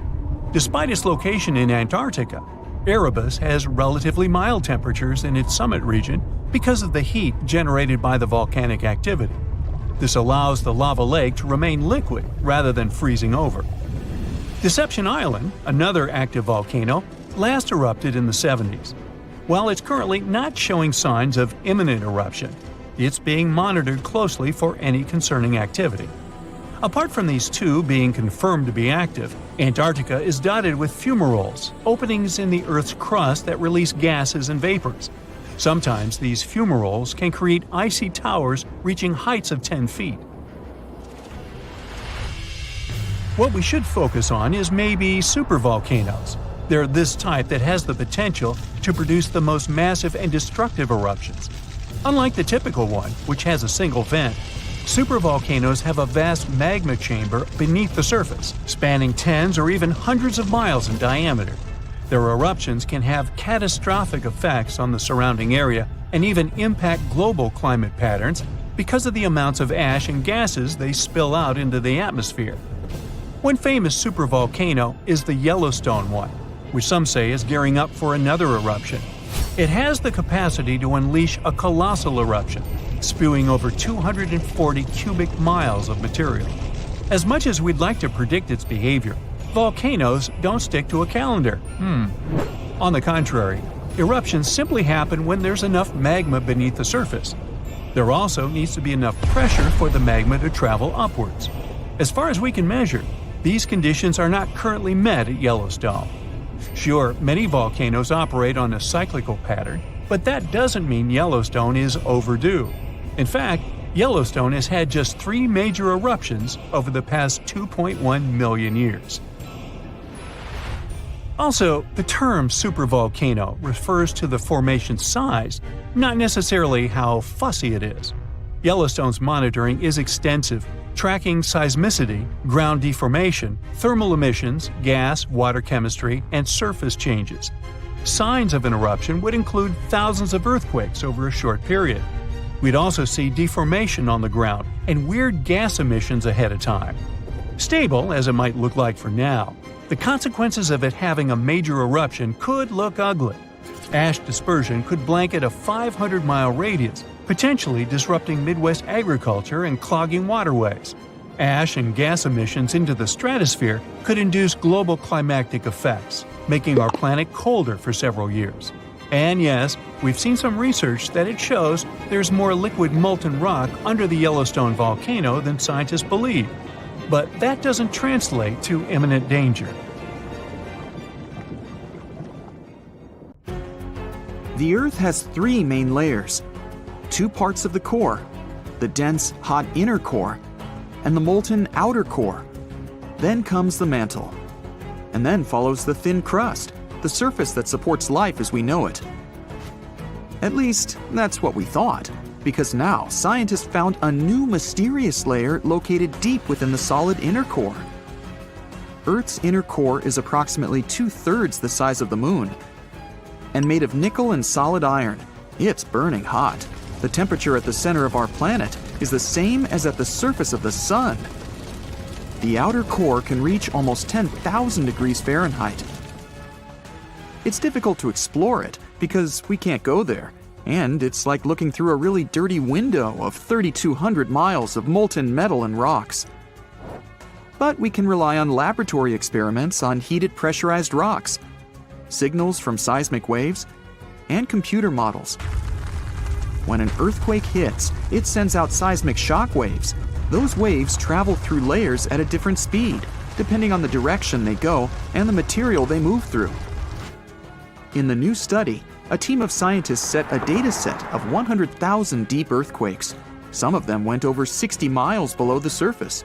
When an earthquake happens on one side of our planet, scientists track its waves all along to the other side. Waves change when they come to the other side, so scientists try to understand the materials these waves have passed through. They found a new layer in the core of our planet thanks to earthquakes. Normally, shock waves travel along the equator, but down below, they digress and go into different directions, about 60 degrees to the side. When waves pass through the inner core going from north to south, they will travel more quickly than waves going through the core parallel to the equator. It's important to understand the core because it creates our magnetic field, which in turn protects the planet from things like solar winds that are charged particles coming from the sun. In the 1960s, we discovered the Earth pulsates every 26 seconds. It's like clockwork, a giant heartbeat. The ground is slightly shaking, but we mostly don't feel it. Researchers can still track it. Some of them think the continental shelf comes as a huge wave break under the oceans. For example, the highest part of the North American continent falls off into a deep abyssal plain. One theory says waves hit this spot, producing regular pulses. It's like having all kinds of drums. You hit them with your hands and accidentally slam that one spot that produces the right harmonic bang to rattle our entire planet. If this theory is true, we're lucky there are no more spots like this that can shake the Earth. Other scientists believe the pulsation happens because there's a volcano near the critical spot. The island of Sao Tome in the Bight of Boni. You're walking, running, and jumping, but when you stop, it always feels like you're standing still. In reality, you're moving even when you're perfectly still because our planet is always on the move. Depending on where you're at, you could be spinning through the universe at more than 1,000 miles per hour. If you're on the equator, you'll move the fastest. Let's say you have a basketball spinning on your finger. Check the ball's equator. A random point on it has farther to go in just one spin than any point near your finger. That means the point on the equator is moving more quickly. The Earth is a planet that recycles all the time. The ground we're walking on is recycled. Our planet's rock cycle turns rocks of one type into another. That's a cycle that goes on and on. The depths of our planet are filled with magma. As magma is going out onto the surface, it hardens into rock. Tectonic processes like volcanic activity, earthquakes, mountain building, and all of the other processes that shape the surface of our planet bring that rock to the Earth's surface. When the rock is on the surface, erosion shapes it and shaves its bits off. Those small particles then get deposited. All the pressure coming from above compacts the particles into sedimentary rocks, like, for example, sandstone. Sedimentary rocks can also end up deeper and deeper under the Earth's surface. Since there's a lot of heat and pressure, they get cooked into metamorphic rocks. They can go back to the surface once again, or even end up being re-eroded. Sometimes the crust plates are pushing one under another, and this way, rocks can transform into magma once again. We've explored only 5% of the ocean so far. The ocean itself, as well as life below the seafloor, is still a mystery. The sediments that are underlying our oceans are home to different microorganisms that exist even at depths of 1.5 miles beneath the seafloor. There are microbes hidden deep inside volcanic rocks below the seafloor off of the parts of the Pacific, hidden under 870 feet of sediment. The biosphere under the seafloor is growing extremely slowly compared to life on the surface. Cell division happens every 10 to 1,000 years. Something's different about the Earth's axis. Climate changes and melting glaciers, mostly in the regions like the Himalayas and Alaska, made the axis shift. Our planet has two kinds of poles. Are the south and north magnetic poles. They affect things such as drift and navigation. The axis that the Earth is spinning around is another kind of pole. It shifted a little bit over time, but we don't know exactly why. Researchers realize there are moving masses of water, pushing the Earth's axis eastward. Take a basin of water as an example. If you're moving it back and forth, sloshing makes the water move its weight all around. A similar thing is happening on a planetary level. No matter how large an earthquake is, no human could ever feel an earthquake on the opposite side of the Earth, although some people claim they did. In 2013, there was one near the Kuril Islands with a magnitude of 8.5. It went around 400 miles deep. It was so strong, people in Australia reported they could feel the ground shaking. The strongest earthquake happened in Chile in 1960 with a magnitude of 9.5.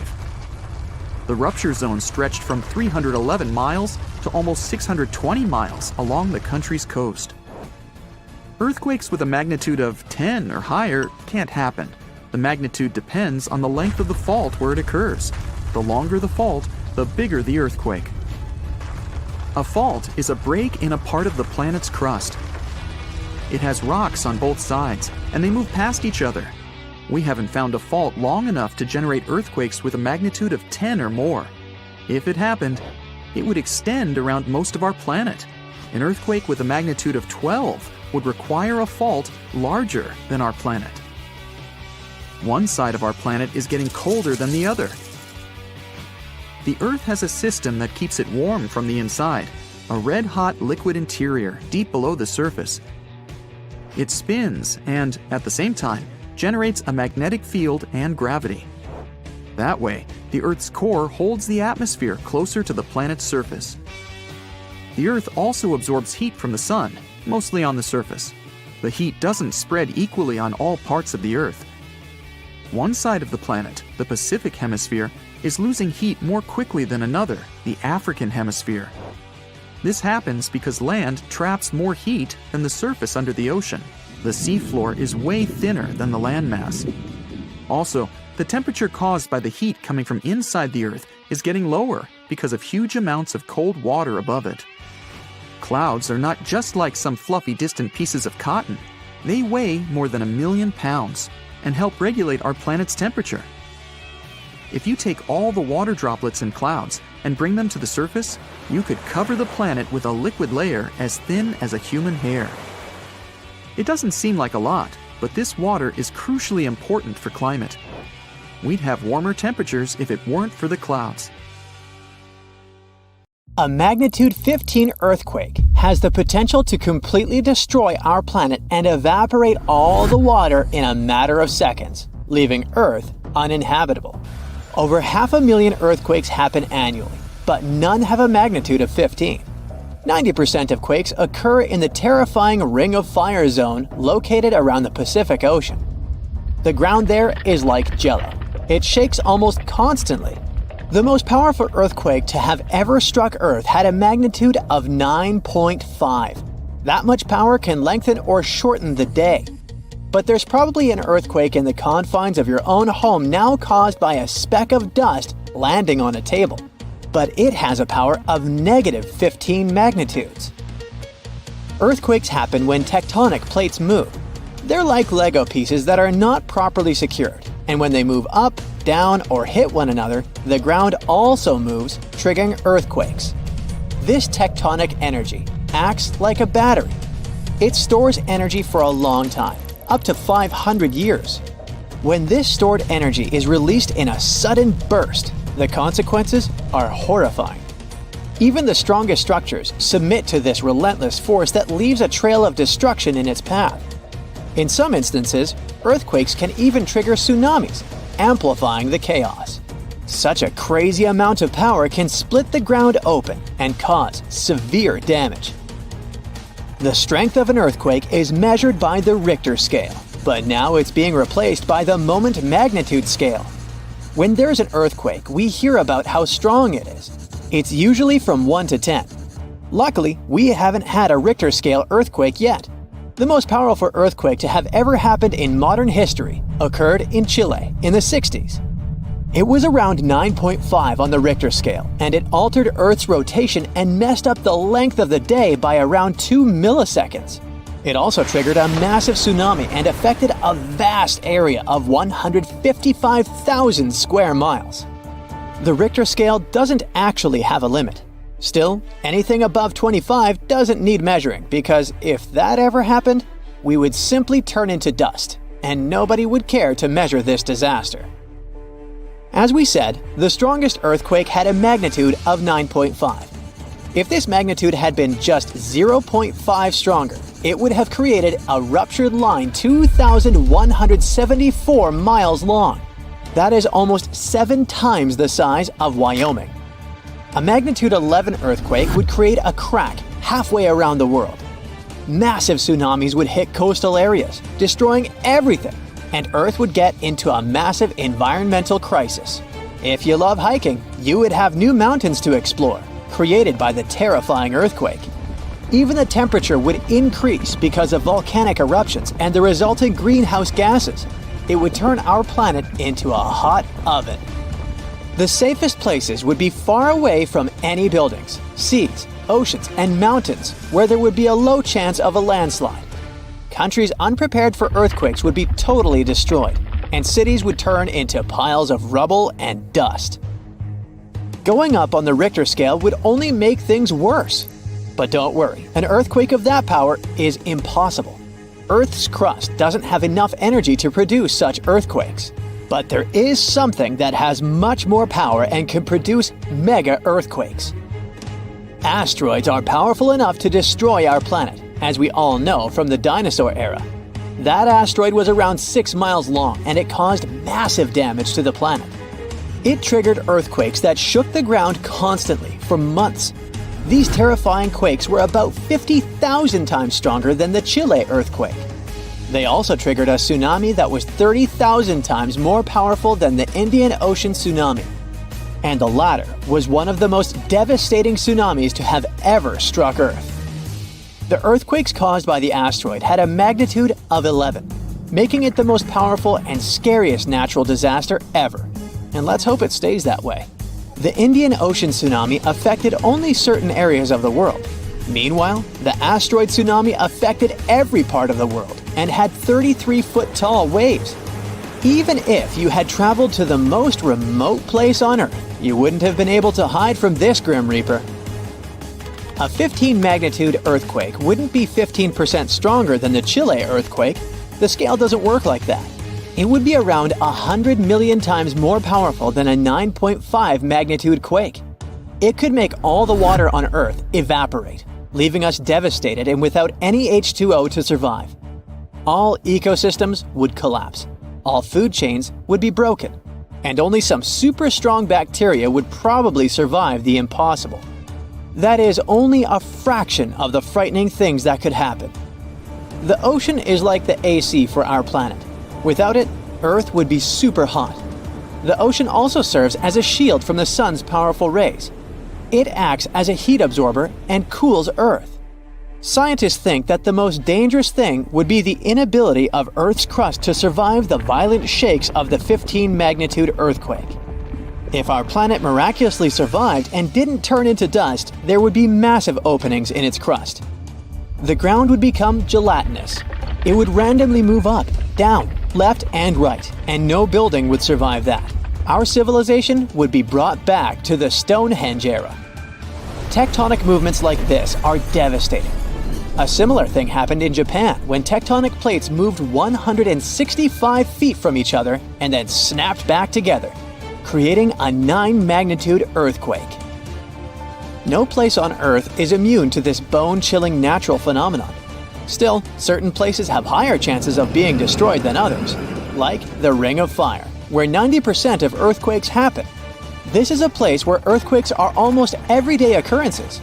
The Ring of Fire is located in the Pacific Ocean. It forms a ring around the continents that surround the Pacific. There, several tectonic plates meet, creating highly unstable ground. To make the problem much more terrifying, 75% of active volcanoes are located in this area.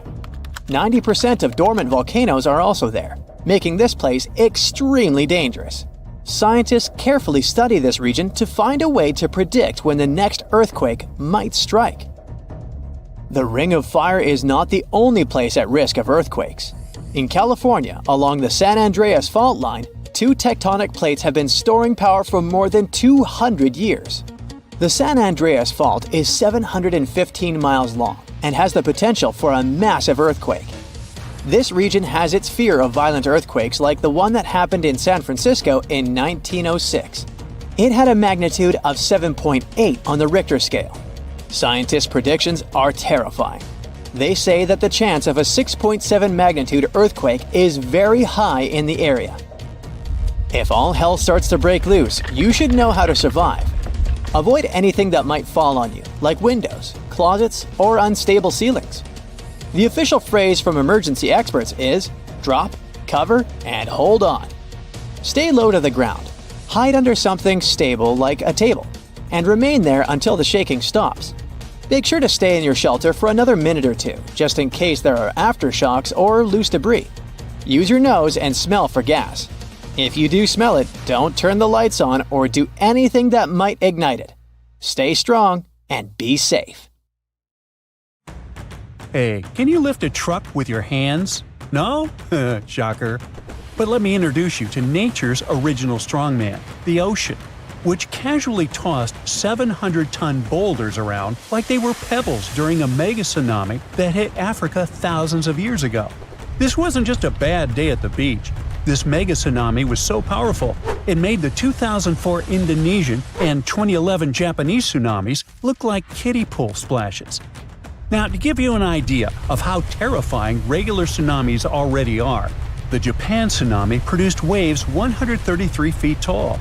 The Indian Ocean tsunami was slightly smaller, but it took over 200,000 lives across many countries.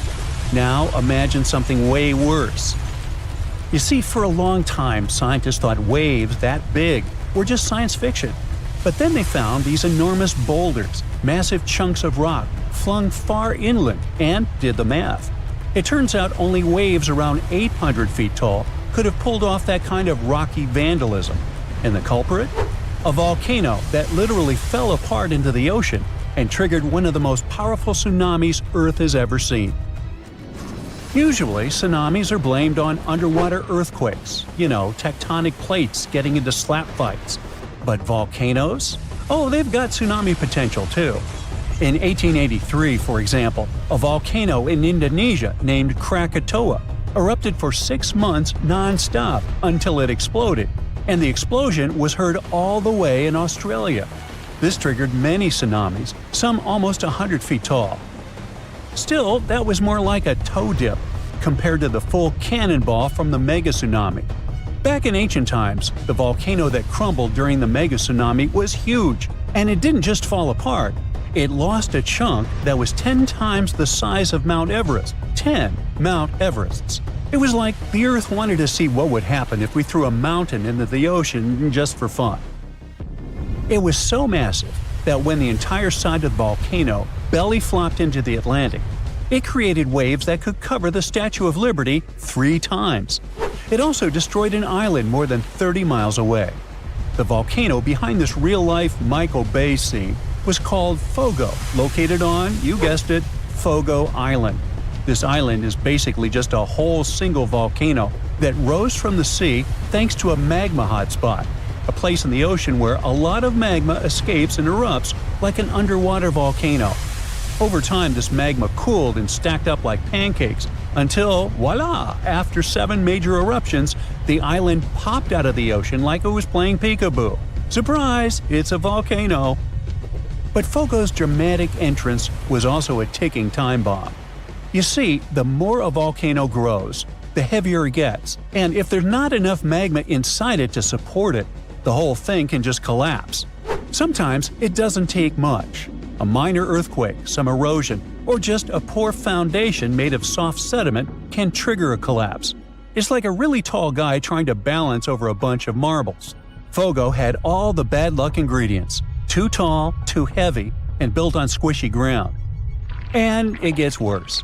As the volcano grows heavier, it starts squishing the magma underneath. That lava can't rise, so it just simmers down there, slowly thickening like soup left on a burner for too long. Gases build up, pressure increases, and eventually, kaboom! It's the volcanic version of eating too many burritos and then trying to hold in a sneeze. This massive pressure and imbalance can trigger what's called a flank collapse, which is science speak for oops, half the volcano just fell into the ocean. That's what happened with Fogo. Most of the volcanic islands that form this way are long gone, but Fogo is still very much alive and kicking. In fact, it last erupted in 2014, and considering that it goes off every 20 years, maybe don't travel to Fogo Island in around 2034. For the longest time, scientists believe only big, bulky volcanic islands could collapse like this. But new research says that even smaller, skinnier guys, like the Danny DeVitos of the island world, aren't safe either. The thing is that small volcanic islands only seem stable because of their small mass. It's like Danny DeVito and Arnold Schwarzenegger both slipping on the ice. Arnie's fall might cause more chaos, but Danny can still go flying. And those little collapses? Yes, they matter. Take Santa Maria, a tiny island that's about 170 times smaller than Hawaii. It has collapsed multiple times, not because it wanted to, but because it's basically standing on soggy breadcrumbs. Its foundation is loose marine sediment, and to make things worse, it's sitting right next to the East Azores Fault, where 3 tectonic plates meet up for daily slap fights. This fault is responsible for many earthquakes and even some tsunamis that happened in Lisbon in the past, so you can imagine what it's like living right above it. Every time the volcano in Santa Maria erupts and grows, it also sinks. But when a chunk collapses, it bounces back up like a buoy. This seamount to island again roller coaster means that Santa Maria has popped in and out of the ocean like a submarine playing peekaboo. And with every peak comes a potential tsunami. Another volcano with similar trust issues is Pacaya, located in Guatemala. Between 2011 and 2013, scientists spotted strange movements in the soil, tiny shifts that suggested something underneath was getting restless. Sure enough, in 2014, Pacaya erupted. Luckily, it didn't collapse, but that risk still looms, especially if magma gets trapped in it like it did with Fogo. The consequences could be explosive, literally. In fact, about 1,000 years ago, Pacaya experienced a collapse that sent debris avalanches more than 15 miles away. Since then, it's rebuilt itself like a fiery phoenix, but it could still crumble again. That's why volcanologists obsess over the tiniest wobbles. It's not paranoia if the mountain really might fall. Now you might be thinking here, okay, but that was the past. Surely that kind of ridiculous mega tsunami collapse can't happen again, right? Well, welcome to the 21st century. Islands like Hawaii, La Palma in Spain, and various parts of the Caribbean are sitting on the same kind of geological whoopee cushions. All it takes is the right combo: loose foundation, steep slopes, maybe some trapped magma, and boom, flank collapse. In fact, it's already happened recently. In 2018, Anak Krakatau, the volcanic baby of the infamous Krakatoa, lost a big chunk of itself during an eruption. It caused a tsunami, but it was more awkward than devastating, like a volcano losing its pants on stage. Embarrassing, but survivable. But that's just amateur hour compared to history's real showstoppers. Ritter Island's 1888 collapse was so intense that the island literally got shorter. It went from being more than 2,000 feet tall to a mere 460 feet. But the record holder is the legendary Latua Bay megasplash from 1958, where a 7.8 magnitude earthquake triggered a massive landslide that sent a wave taller than the Empire State Building roaring through Alaska at highway speeds. Strangely enough, only 5 people lost their lives here, but on the other hand, the destruction path it left behind can still be seen today, all the way from space. Melting glaciers and ice caps can make volcanoes collapse too. When they melt, there's a sudden decrease in pressure on Earth's crust that can destabilize entire volcanoes. It's called isostatic rebound. It's like suddenly yanking a chair out from under someone who's been sitting still for centuries. Whoops. Also, here's something you probably never thought you'd worry about on your island getaway.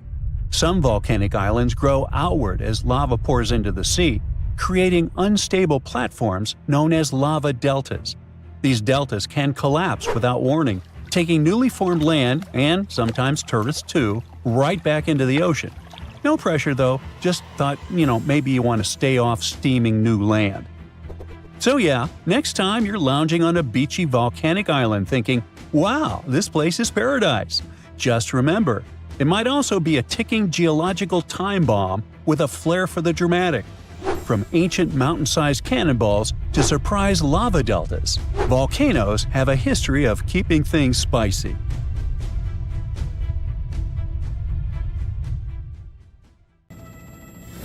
You're chilling in Hawaii, on the island of Oahu. A friend calls you up. Hey, I'm here too. Meet me in Maui. Great, but how do you get there? Your first thought is probably to take a ferry, but that's impossible. Hawaii is a pretty unique place. It's the most expensive state to live in. It has its own official language besides English.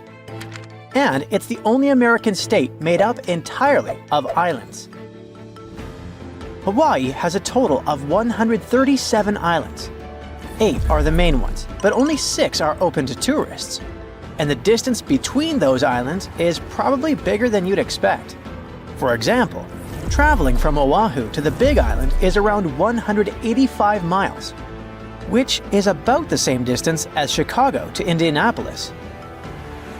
You might be surprised that you can't make that trip by boat. In fact, the only ferry system that actually takes passengers in Hawaii runs between Maui and Lanai. That's it. So your only option is to travel between islands is by plane. Honestly, it's a little surprising, especially considering how many people visit Hawaii every year. Tourism pretty much drives their economy, and in the first 8 months of 2024 alone, over 6 million people visited its beautiful beaches. Knowing that, we would expect Hawaii to set up a good ferry system to make it easier for visitors to get around. Just like in Greece. This would probably boost tourism even more, bringing more money to the state. But believe me, authorities and private companies also know that. In fact, they've already tried it. Ferries were a big way of getting around in Hawaii from the 19th century up until the 1950s. Since then, there have been a few attempts to bring back a ferry service, but unfortunately, they have all failed. One of the biggest attempts was the Hawaii Super Ferry, which aimed to provide a fast, affordable boat service between islands. It could carry almost 900 passengers and even allow them to bring their own cars along. The trial run started in 2007, and people were excited, but it turned into a big fiasco. A bunch of legal and environmental issues came up, like concerns about the impact on marine life, especially whales. The courts decided the ferry didn't go through the proper environmental reviews, and that caused a lot of trouble. By 2009, after tons of protests and setbacks, they had to shut it down. If a project like this comes up again, it will probably fail one more time. And there are a few reasons why it's almost impossible to set up a regular ferry system there. Let's start by talking about Hawaii's rough waters. They are deep and wild. Take the Alenoiaha Channel, for example. It's a 30-mile stretch that separates Maui from the Big Island. Its name means Great Billow Smashing Channel, and it lives up to that. It's over 6,000 feet deep, making it one of the most dangerous stretches of water on Earth. The wind there is also super strong, the fastest in Hawaii's coastal waters. But it's not any easier in the rest of the archipelago. The whole region gets hit by storms from the Pacific up north, sending big waves crashing into the islands and making the waters rough and unpredictable. Swells can come from 3, 4, or even more directions, making the sea feel really choppy. Someone who's not used to taking ferry boats would definitely find that, well, uncomfortable, to say the least. To deal with rough seas like this, the ferries have to be really big and strong. But that also makes them more expensive and harder to run than the ones in places like Alaska or Washington State. Another reason it's so tough to set up this system today has to do with marine life. A big ship moving through the shallower waters when docking could really damage the local ecosystem. And there's also the problem that the sea routes are also the migration paths of many sea animals, like humpback whales and spinner dolphins. Not to mention, ferry services can make it easier to spread harmful plants and animals, what experts call invasive species. See, Hawaii's ecosystem is super unique because it's been isolated out in the middle of the Pacific. When we talk about plants and animals that are native to Hawaii, we mean they got there on their own, no humans involved. They arrived with the help of waves, wind, or even birds flying over. But events like these are super rare, so for over 70 million years, their plants and animals didn't have to deal with outside competition. That's made them really fragile. So, when new species get brought in by us, it can be a big problem, and they could end up harming the environment. Hawaii's already been battling invasive species like fire ants, coqui frogs, and Meconia, a fast-growing plant from South America that takes over native forests. People there worry that ferries, which carry cars and cargo between islands, could accidentally spread these invaders even more. Like we mentioned at the beginning of the video, the long distances between their lands don't really help either. For example, if you were to travel from Oahu to the big island of Hawaii by boat, it would take around 30 hours, and that's without any stops. The same trip by plane takes about 50 minutes. Ferries that cover long distances are much more expensive, so they need a much bigger demand to make them profitable. On top of that, the state doesn't really have the infrastructure, like enough ports and terminals to support the operations. So setting up new routes is pretty much out of the question. Airplanes, on the other hand, are a different story. The air travel industry in Hawaii is already well established and super competitive. That means flying is still the most practical option in Hawaii. Planes are quick, they don't make you seasick, and are pretty affordable, usually costing around $100 for a round trip. Okay, but what do the locals think about all this? Well, apparently, there isn't a huge demand for residents to commute between the islands all that often. Oahu is the busiest island in Hawaii, with about 70% of the state's population living there. It is where Honolulu, the capital, is located, and where most of the state's business happens. So, people from the other islands usually come over for a specific doctor's appointment or to catch a big concert. And that might happen once or twice a year, no more than that. So, even if people could choose between taking a ferry and a plane for these special occasions, most of them would probably still prefer flying. There are plenty of options between the main island airports. Planes usually start flying around 5 in the morning, and there are flights available every hour until the last one, which is usually at 9 in the evening. If you've been dreaming of going to this paradisiacal place but are worried about spending too much on plane tickets, I have some tips for you. First off, keep in mind that visiting all the main islands in 5 days or less is way too ambitious. So, if you don't have much time to spend there, think about your priorities. Each of the 6 islands open to tourists has its own vibe and activities. But you don't need to visit them all in one trip, and you can save some money by sticking to fewer islands.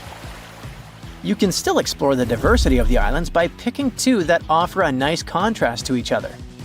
For example, while Oahu has that bustling city energy, Kauai has a much more relaxed vibe. Also, flights in the morning are usually cheaper, and it might be better to fly on a weekday rather than the weekend, although the price difference isn't usually huge. Hopefully these tips will save you some cash while still having an unforgettable island hopping adventure in Hawaii. Don't forget to share this video with a friend who's also dreaming of exploring these amazing islands.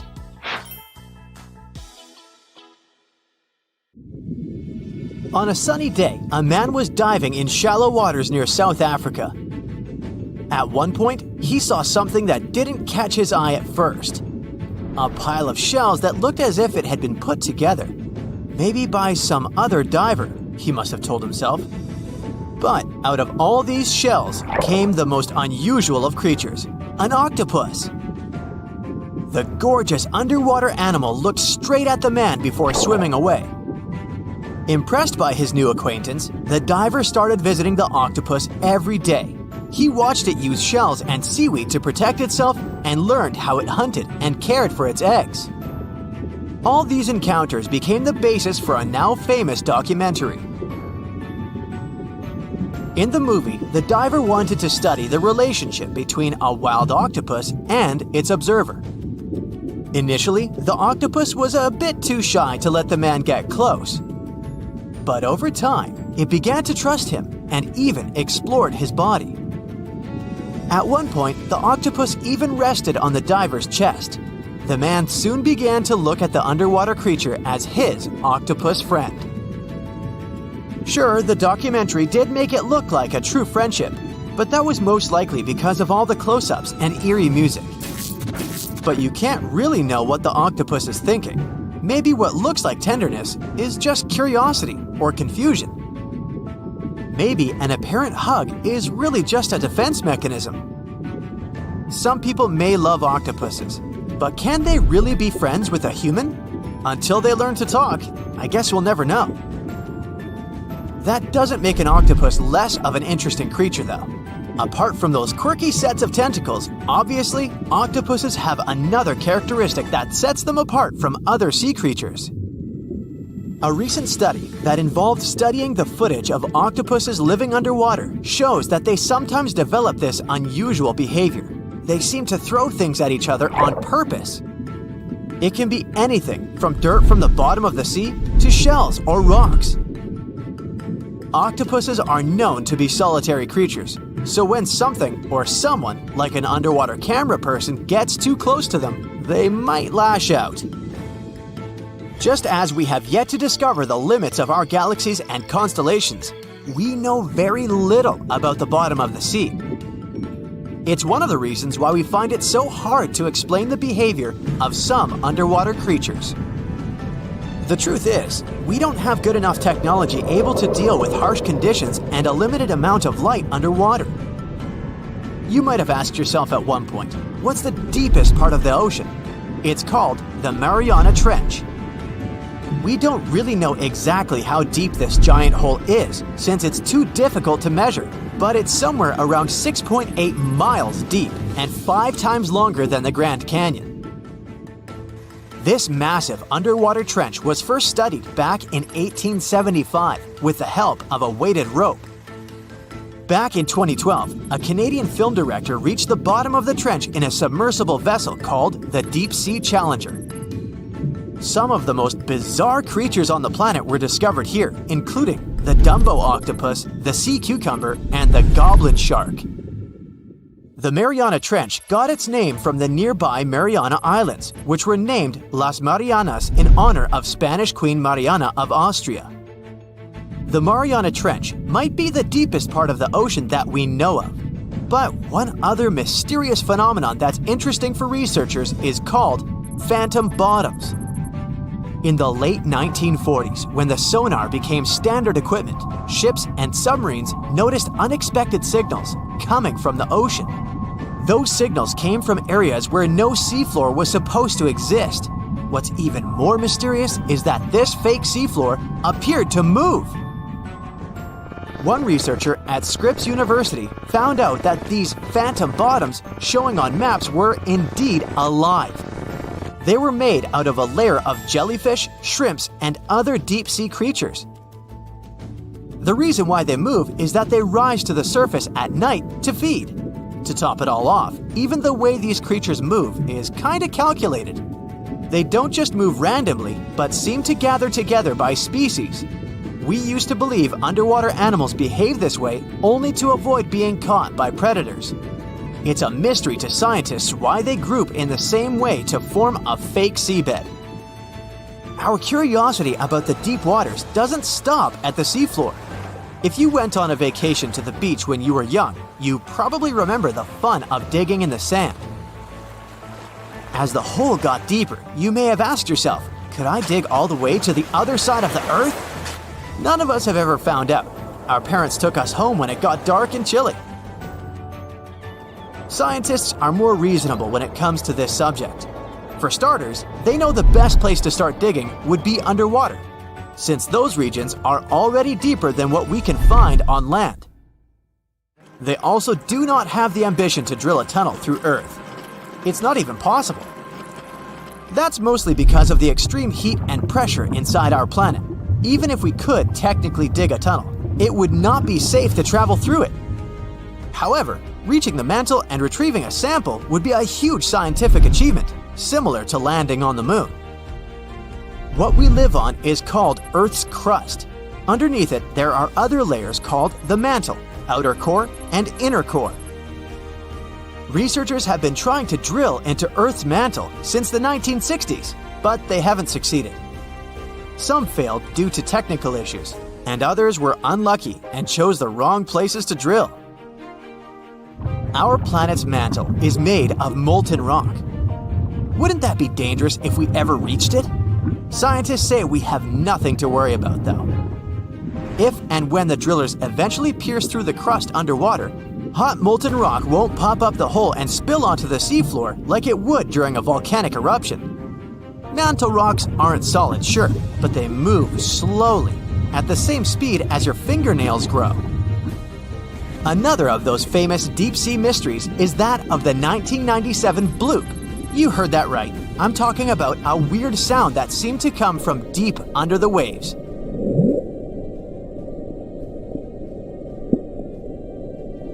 People heard it in the South Pacific. No one had ever recounted a sound like that before.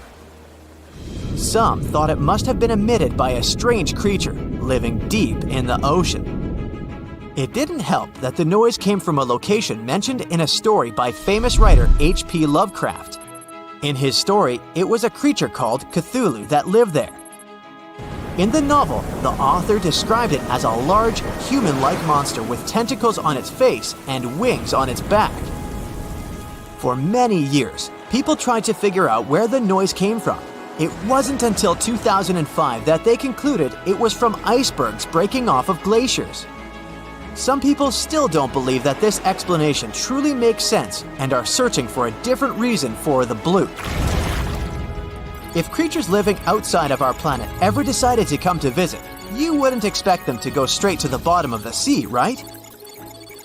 Well, some people claim there's a sort of spaceship on the ocean floor, discovered in 2011. It's basically an oval-shaped object located on the bottom of the Baltic Sea. In 2012, a team of divers explored the anomaly and found what appeared to be a staircase and other structures on its surface. This only added to the belief that the large object had been made by someone and wasn't just a natural phenomenon. Even more bizarre, close to the unidentified anomaly, the explorers' electrical equipment, like sonar instruments and satellite phones, started to malfunction. Some scientists believe it just to be a glacial deposit or some other natural formation, but they still don't know for sure what it is. A tsunami can travel unnoticed in the deep waters at the speed of 500 miles per hour, crossing an ocean in less than a day. When it approaches land, a tsunami will slow to about 20 miles an hour and begin to grow in height. Most of these waves are less than 10 feet high when they hit land, but they can reach more than 100 feet high, about 2 times as tall as the Hollywood sign. When a tsunami comes ashore, areas less than 25 feet above sea level and within a mile of the sea are in the greatest danger. But sometimes, tsunamis can go 10 miles inland. If you're by the coast and feel a strong earthquake, especially one that lasts for more than 20 seconds, that could be a major red flag that a tsunami is on the way. Keep an eye out for sudden changes in the sea level. If the water suddenly recedes way further back than usual, exposing normally submerged areas, that's a sign that a tsunami might be on its way. Plus, if you hear a roaring sound coming from the ocean, like a freight train or a jet engine, that's another ominous sign. And pay attention to any unusual animal behavior. Animals have been known to sense danger before humans did, so if you see birds or marine life acting strangely, it's time to take notice. If you receive an official tsunami warning from authorities, whether through sirens, radio, TV, or mobile alerts, don't ignore it. Take immediate action. If you're in a tsunami-prone zone and experience an earthquake, don't even wait for official warnings. As soon as it's safe to move after the shaking stops, head to the nearest elevated area promptly to ensure your safety. Practice evacuation routes before a real disaster. You might have to follow this route at night and in terrible weather. If you know it well, you'll need to do less thinking in an emergency, which can be life-saving. Talk about tsunamis with all your family members. Everyone should know what to do to minimize fear and win some precious time. Don't store your important papers and valuables in low-lying areas. Floodwaters can go really high during a tsunami, so put your documents in waterproof containers on higher ground. After an earthquake, bridges and roads often get damaged or become blocked. Not to get trapped in a car in a potentially hazardous location, walk or run towards safety. Never go down to the shore to watch for a tsunami. If you can see the wave, it means you're too close to outrun it. Most tsunami-prone areas have signs indicating evacuation routes. Look out for white and blue signs marked Tsunami Evacuation Route, or similar instructions to guide you inland and away from danger zones. In urgent situations where evacuation isn't possible, seek refuge on the third floor or higher in a sturdy building. Even better, aim to reach the rooftop of the tallest and most robust structure nearby. It's better than being exposed. A tsunami is not a single wave, but a series of waves with massive amounts of water that can flood for hours. The first wave may not even be the largest. So, remain on high ground, away from the coast until you receive an all clear from the authorities. You're really unlikely to survive a tsunami in a basement below ground level. As it passes over, everything in its wake gets submerged temporarily until the water recedes back to the sea. If you're in a basement during a tsunami, you might get crushed by collapsing buildings or swirling debris. Unless the basement is exceptionally sturdy, waterproof, and equipped with sufficient air supply, it's not a safe option for shelter. If you happen to be out at sea when a tsunami warning is issued for your area, stay put and avoid returning to port immediately. Tsunamis can sneak up on you with rapid water level changes and dangerous currents in harbors and ports, making them unsafe. In large harbors and ports, authorities take charge during tsunami alerts and direct vessel movements for safety. It's important to stay in touch with these authorities and follow any instructions they give regarding moving your vessel. For smaller ports without such organized control, it's a better idea to carefully relocate your boat to deeper waters. If you have a small boat, the best you can do is leave your vessel at the pier and seek higher ground yourself. If a tsunami gets you in the water, find something sturdy like a tree, a door, or a life raft. Grab onto it tightly while you get carried by the waves. Try your best not to swallow any of the water. Tsunamis can pick up chemicals and waste, which won't do you any good. People in life jackets have a higher chance of survival because they will remain on the surface of tsunami waves and can breathe normally. Tsunami waves aren't like ordinary waves, so they aren't suitable for surfing. Tsunamis don't have a face to ride. They're more similar to tides as they rush in and out. They're much larger, faster, and more powerful. So, trying to surf them is not only dangerous but also illegal in many countries. Because tsunamis come from underwater disturbances, like earthquakes, they're even dangerous for submarines. Despite submarines' robust design to withstand underwater pressure, the force of tsunamis can cause damage. Tsunamis also generate strong currents that can mess up a submarine's ability to navigate effectively. In cases of severe tsunamis, submarines may get hull damage, threatening their buoyancy and integrity. Such scenarios can lead to submarines sinking or being carried away by the waves. That's why submarines operating in tsunami-prone areas must be extra careful and equipped to respond swiftly if this sea monster strikes. Scientists still can't predict tsunamis, but they can use their expertise in seismology and historical tsunami data to identify earthquakes likely to trigger tsunamis and issue warnings.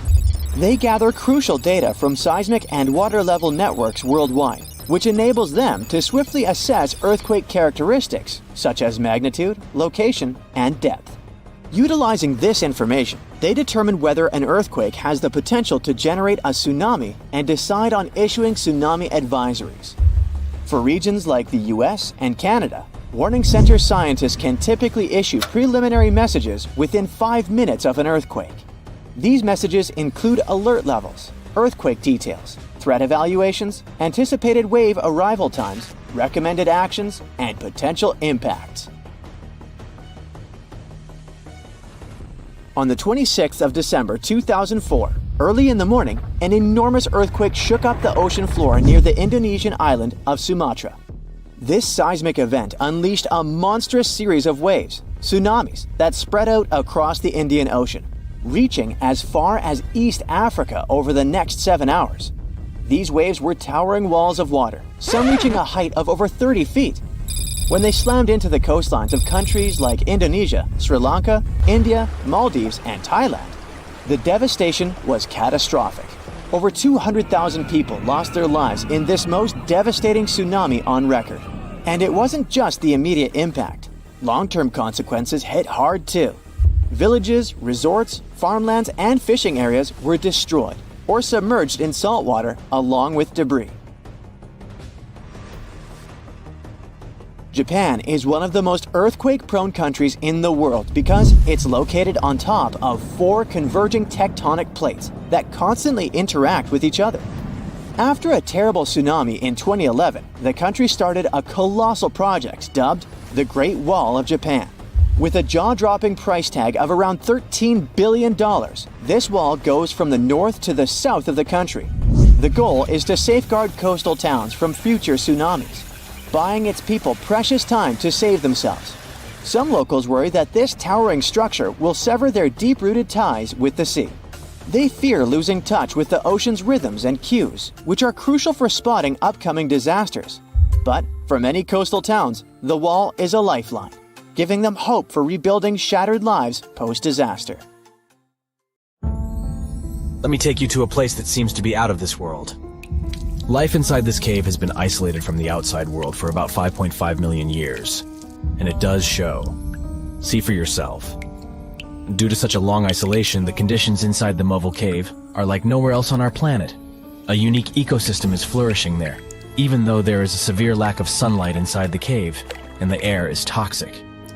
The cave, located a few miles west of the Black Sea in Romania, was first discovered in 1986. Nowadays, you can only visit it if you have special permission. Plus, the central caverns are guarded naturally by narrow limestone tunnels and vertical shafts. So, if you're no stranger to claustrophobia, you'd probably better not enter this place. In the depth of the cave, the air has twice less oxygen than the air outside. Instead, it contains a lot of carbon dioxide and hydrogen sulfide, so not the freshest air you can breathe. It's also pitch black inside the cavern. But despite, or should I say thanks to, this cocktail of extremely harsh conditions, the site is a true goldmine for biologists. Shockingly, life seems to be booming here. In a 1996 study, scientists identified 48 species, and 33 of them were unique to the cave. Most of the creatures inhabiting the cave are tiny, with long limbs and antennae that help them navigate in the dark. They have no vision and lack pigment, and it makes sense. Why would you need to be able to see if you live in total darkness? And why would you need to be pretty and colorful with no one to see you? Now, I'm going to take you to another cave. It's no less amazing, but looks very different. This is the Giant Crystal Cave, aka the Cave of the Crystals, in Mexico. These ginormous crystals were found in 2000 by a mining company after the water was pumped out of the cave. 2 miners then saw the crystals after entering the drying cave on foot. These awe-inspiring crystals are actually massive gypsum pillars hidden 984 feet underground. They're anchored to the walls and the floor of the scorching hot cave. Scientists estimate that the crystals could have been already growing for 500,000 years. That's why many of them are so long and wide that you can walk across them. Unfortunately, visiting this wonder of nature is impossible at the moment. But maybe it's for the better, since the Giant Crystal Cave is a dangerous place that can easily turn into a trap. For tens of thousands of years, it was filled with groundwater, which was originally pushed upward into the opening by a magma chamber located in the depths of our planet. The magma under the cave kept the water hot, but eventually the temperature of the water dipped below 136 degrees Fahrenheit. As a result, the water started to fill with calcium and sulfate, whose particles began to recombine into gypsum. And then, white-tinted crystals took over the cave. And since they stayed underwater, they were able to keep growing. You don't have to fly to space to take a closer look at a black hole. Scientists have found something very similar to black holes in the southern Atlantic Ocean. A black hole has such an enormous gravitational pull that once something gets pulled inside, it doesn't have any chance to escape. Even light can't get out of a black hole. But ocean black holes seem to be almost as powerful as their space relatives. But instead of catching the light, they do the same with water. Ocean eddies are massive whirlpools that spin against the main current. They usually swirl billions of tons of water, and most of them are larger than a city. These whirlpools are so powerful that nothing trapped by them can escape. But the scariest thing is that you might not even notice heading into one of them. These things are so huge that you won't spot their boundaries until it's too late. When scientists started exploring ocean vortices with the help of satellites, they discovered the borders of several eddies. After that, they managed to prove that, mathematically, these whirlpools are the same as mysterious black holes in space. Massive eddies are surrounded by super tight barriers where fluid moves in closed loops. Even water can't get out from the inside of these loops. That's why tight ocean vortices play the role of enormous containers. Water inside them can be totally different from the ocean surrounding an eddy. And I'm not only talking about its temperature. The salt content inside and outside a whirlpool often differs as well. On the thin Curonian spit splitting the Baltic Sea from the Curonian Lagoon, there is one of the most bizarre places on Earth. Locals call this area the Dancing Forest because pine trees in this forest have shockingly unusual shapes. They twist in spirals and circles along the ground. There are some theories why it could be happening, of course. Some people claim that huge amounts of positive and negative energies once clashed in that spot. More down-to-earth individuals believe that the reason is geological. Sandy soil in the area is too unstable to hold trees growing upright. The most popular is the idea that strong winds blowing from the water influence the shape of the trees. In any case, experts haven't come to the final conclusion yet. Look at these underwater crop circles. For the first time, they were spotted in 1995, close to southern Japan's coast. Local divers called these 7-feet-wide structures mystery circles. The enigma had been plaguing many minds for almost 16 years until the culprit was finally caught. Imagine the researchers' surprise when it turned out to be a male pufferfish. The fish needs a bit more than a week to build one circle, and the aesthetics are obviously crucial. A male is swimming inside the circle, digging valleys in the sand with its fins. But that's not all. The fish also use shells and corals to decorate particular parts of their circles. This whole build-a-circle thing has a practical purpose as well. The way a male fish swims pushes the sand toward the center of the circle and creates a mound which later serves as a nest. The next mystery on our list is in the Caribbean. Just off the coast of Belize, there's a giant sinkhole. That's the Great Blue Hole. It's about 1,000 feet across and more than 400 feet deep. Once, a long time ago, this hole was a cave. But then rising waters filled it, making it collapse in on itself. The deeper you'll descend into the Great Hole's crystalline waters, the darker it will become. You'll see tons of stalactite-filled caves there, but entering them is extremely dangerous, unless you want to get hopelessly lost. Once you reach a depth of 50 feet, you'll notice that the water is shimmering. That's the invisible line dividing the sinkhole's salty top from the freshwater abyss. You might want to turn back right now. Who knows what you might come across in the murky depths? There was an old Amazonian legend that told about the river that was so hot that it boiled. And it was believed to be just a legend until Peruvian geoscientist Andres Russo questioned if the river could be real. All experts denied such a possibility. After all, hot rivers do exist, but only in the areas where there are volcanoes. As for the part of the country mentioned in the legend, there are no volcanoes in that region. But Andres Russo was too dedicated to give up. And in 2011, he finally located the river from the legends. The water in it was indeed steaming hot. Its temperature was 186 degrees Fahrenheit, not boiling, but pretty close to this point. But what shocked the researcher the most was the size of the river. One could think that the almost boiling water was the result of the activity of an underwater hot spring. But thermal pools are always small, while the river is 20 feet deep and flows for almost 4 miles. This is the only river of its kind on our planet. An underwater earthquake opens a huge gap in the ocean floor. A large volume of water moves to fill the crack. At the same time, waves start to spread out from that point. They're just a foot high at first, but the closer they get to shore, the larger they become. When the waves reach shallow waters, they start to slow down. Their lower parts get to dry land first. This creates a vacuum effect that pulls the water away from the coast. The harbor and seafloor are visible now. And then, an enormous wall of water hits the shore. It wipes out everything in its path. Several minutes later, more waves usually arrive. Or it can be a landslide happening near a large body of water. Enormous amounts of forest, soil, and rock roll down into a lake or ocean, producing huge tsunami waves. Volcanic eruptions are responsible for 5% of the world's tsunamis. They can move great volumes of water and generate really big waves. Some tsunamis are caused by meteorites striking into our planet. If one of these red-hot space visitors strikes the ocean, the force of this collision displaces enough water to produce an extremely powerful tsunami. When a tsunami starts, its waves are usually just 1 foot high.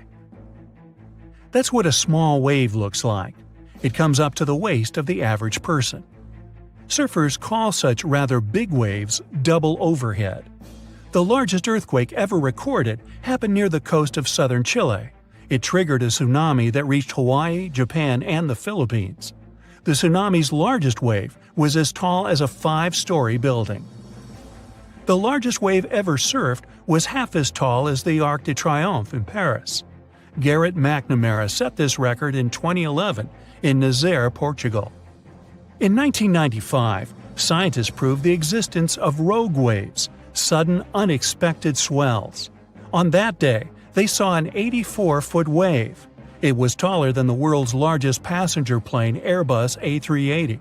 The giant was surrounded by smaller 20-foot waves. Tohoku tsunami waves in 2011 were generated by the strongest earthquake in Japan's recorded history. The highest wave was almost half as tall as the Brooklyn Bridge. Krakatoa's volcanic eruption in 1883 produced the loudest sound ever heard on the surface of the planet. The highest tsunami wave the eruption formed was as tall as the Statue of Liberty. April Fool's Day tsunami in 1946 was triggered by a powerful earthquake near Alaska. The tsunami's highest wave was a bit taller than the Colosseum in Rome. The Boxing Day tsunami started in the Indian Ocean in 2004. It was caused by a powerful undersea earthquake. Its tremors produced a series of tsunami waves. The largest of them almost reached the height of the Leaning Tower of Pisa.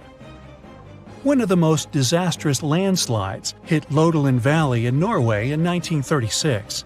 An enormous piece of rock, almost twice as large as the Eiffel Tower, broke loose and hurtled into Lofoten Lake. This caused an enormous tsunami wave.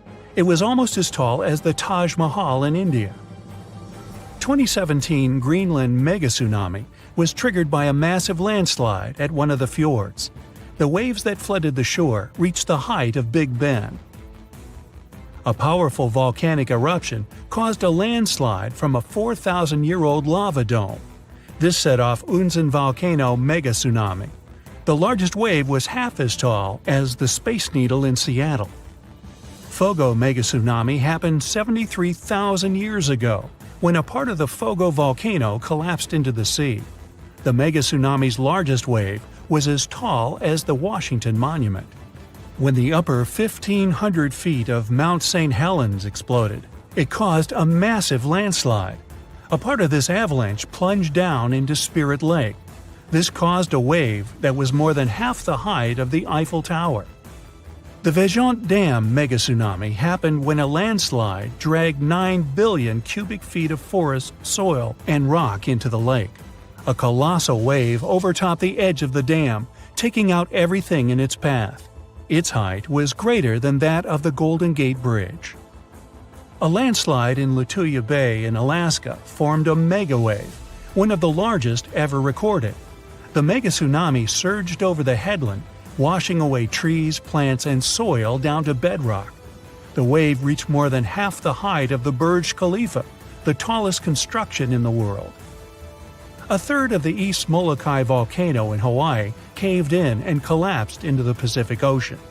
This created a tsunami the size of the second tallest building in the world, Shanghai Tower. Oh wow, there's a hole in the bottom of the ocean! It seems that the ocean has a leak.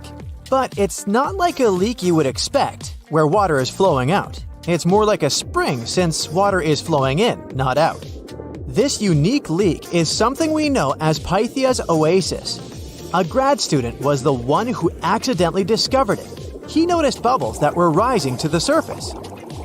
Normally, bubbles in the ocean tell us there might be some hydrothermal vents, which are hotspots for some pretty cool things. These vents are actually like hot springs on the seafloor, but instead of bubbling with warm water, they release a fluid that has been superheated in the crust of our planet. When seawater seeps into these cracks and travels deep into the crust, it comes into contact with the extremely hot mantle. This heats seawater to very high temperatures, and as it moves back up towards the surface, it carries dissolved gases and minerals. When the hot fluid shoots out of the vents, it mixes with the surrounding seawater and quickly cools down. Just a short distance away from the vent, the temperature can drop to a comfortable 68 degrees Fahrenheit or so, which is, as it seems, exactly what some creatures like. And there are some real weirdos living down there in the darkness, like ghostly fish, giant red-tipped tube worms, and a unique type of shrimp with eyes on their back. And some of them, like tube worms and bacteria, rely on the chemicals and minerals released by the vents to survive in harsh conditions. But in this case, the bubbling water didn't come from a hydrothermal vent. It was there because of a spring, and that's a bit more concerning. You see, the water in this reservoir needs to stay where it is. If too much of it seeps out, there could be some serious consequences, especially for the surrounding area. You can see this unusual leak along the Cascadia subduction zone, which is a massive fault line off the Pacific Northwest coast. It's a place where two pretty big plates that make up Earth's crust come together and slide along each other. The water from Pythia's oasis kinda acts as a lubricant between these plates. You can think of the fault zone as an air hockey table. When the fluid pressure is high, it's like you've turned the air on. That means the friction between the plates is reduced, which allows the plates to move. But if the fluid pressure is lower, the two plates can lock together, which then leads to the buildup of stress. Not that they'll feel bad. In the context of tectonic plates, stress is some pressure or force that can cause deformation. And if this stress starts to build up, at some point, it's gotta go somewhere. When it's too much, it can trigger earthquakes and most likely, not small ones. For example, a release of stress in the Cascadia subduction zone could lead to a magnitude 9 earthquake. For comparison, the biggest earthquake we've ever recorded happened in Chile in 1960, and it had a magnitude of 9.5. The damage was enormous. So we hope the water will stay in its reservoir and keep maintaining the delicate balance between the tectonic plates. We've explored only 5% of the ocean. Who knows how many cool things are there at the bottom, waiting to be found? For example, check out these mysterious holes scientists have stumbled upon in the depths of the Atlantic Ocean, near the Azores. They're neatly aligned and are about 4 inches apart, or in some cases, even several feet. They resemble punctures left by a sewing machine. Some think these holes could have a biological origin. For instance, some fish may have made them while walking along the seafloor. Others believe we could be looking at something that's human-made, maybe left by a spiked tire. Of course, such holes are perfect for making up stories about creatures from other planets who allegedly made them. Or maybe even legendary monsters, like that one from Loch Ness. It's definitely hard to explain such symmetry of the holes, but one deep-sea biologist offered a pretty good explanation. He said there could be an animal burrowing beneath the sediment, and from time to time, it could make little chimneys just to get access to clean water circulation in its small burrow. I mean, there are sediment piles around the opening of each hole, and they do support the idea that something pushed the soil from below. But there's still no proof these holes are actually connected beneath the surface. And there are also a lot of things hidden at the bottom of the oceans and seas that ancient civilizations left us. For instance, archaeologists made a really cool discovery off the southern coast of Croatia, a road hidden under layers of sea mud that's 7,000 years old. They found the ancient road at the sunken Neolithic site of Solin. The site of Solin was a human-made island in ancient times, and an archaeologist discovered it 2 years ago. He was studying satellite images of the area around Korčula, one of the beautiful Croatian islands. When he realized there could be something interesting at the bottom of the sea, he dove into the water with his colleague. And under the surface of the Adriatic Sea, which is part of the Mediterranean Sea, at a depth of 13 to 16 feet, they found stone walls that were most likely part of some ancient settlement. The landmass where people built the settlement was separated from the main island by a narrow stretch of land. Luckily, this area is protected from big waves by the surrounding islands, so the site remained relatively well preserved. It's now hidden beneath the surface of the sea and covered in mud. But it's so exciting to imagine how people walked on that road nearly 7,000 years ago, visiting nearby settlements. If you want to see the weirdest creatures, you can always head to the bottom of the sea. Actually, scientists have determined there could be more than 30 potentially new species at the bottom of the Pacific Ocean. They've collected them using their remote-controlled vehicle. That's a big step because until recently, they could only study such creatures through photographs. I'm talking about segmented worms, different types of coral, some invertebrates similar to centipedes, and many others. But there are also many old freaky creatures that we already know about that look like they came from sci-fi movies. Red octopus, blobfish. Okay, this one kinda looks normal until you raise it to the surface. The goblin shark, Sloane's viperfish, zombie worms. Ugh. Yeah, I hear ya. Let's move on. The seafloor hides things from space too. There are traces of rare forms of plutonium and iron at the bottom of the Pacific Ocean. And what's awesome is that all this has come from space. These radioactive materials probably formed during some kind of cataclysmic event in space and eventually made their way out to our beautiful home planet. And this extraterrestrial debris most likely appeared on Earth within the past 10 million years. After it fell to the Pacific Ocean and settled at a depth of almost a mile, it became part of all those layers of rock down there. Plutonium is especially exciting for scientists. I mean, only tiny amounts of it have been found. Hundreds of atoms maybe. But it's still remarkable because these atoms are created by exploding stars.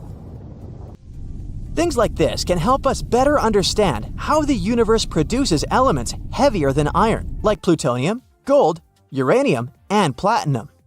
We're still not sure about the origins of these elements. For a long time, scientists believed that supernovae, which is when a star comes to its end in a fabulous explosion, were responsible for creating these heavy elements. But it seems it's not just that. Some other cosmic events, such as the collision of neutron stars, which are super dense collapsed stars, or some rare types of supernovae, could also be involved. Whoa, let me get my popcorn. Going to the beach in winter seems like a good plan. You can have a bonfire, build a sandcastle, search for shells, or swim in the ocean. The vibe might make you overlook the dangers ahead of you. Do you really think through the potential risks of paying a visit to the beach in the winter? The number one risk is waves. You might think it's okay to admire the view on the beach a few steps back from the ocean. Now let me introduce you to sneakers. Not the chocolate bar, sneaker, or with another name, sleeper waves. These are oversized coastal waves. They catch people off guard because they occur without warning or trace. These waves are particularly seen in Oregon, United States. People have been injured and at least 17 people have been swept up into the ocean since 2000. It got more media attention in 2011 when a memorial statue was built honoring the two teens faced with sneaker waves in Oregon. So, how come these waves are so dangerous? It's about their nature. They come out of the blue. With big waves, you see them coming or growing big. Plus, they form in the ocean and come towards the beach. These waves appear near the shore. It leaves less time for you to run to a safer spot. Okay, most of the time, they're not huge, as would be seen in apocalyptic movies. Yet, you can never know what nature holds. Maybe you remember this example from Mavericks. In 2010, a crowd was watching the surfing competition. Suddenly, 2 large waves struck the people on the beach. It broke the seawall and injured more than 10 people.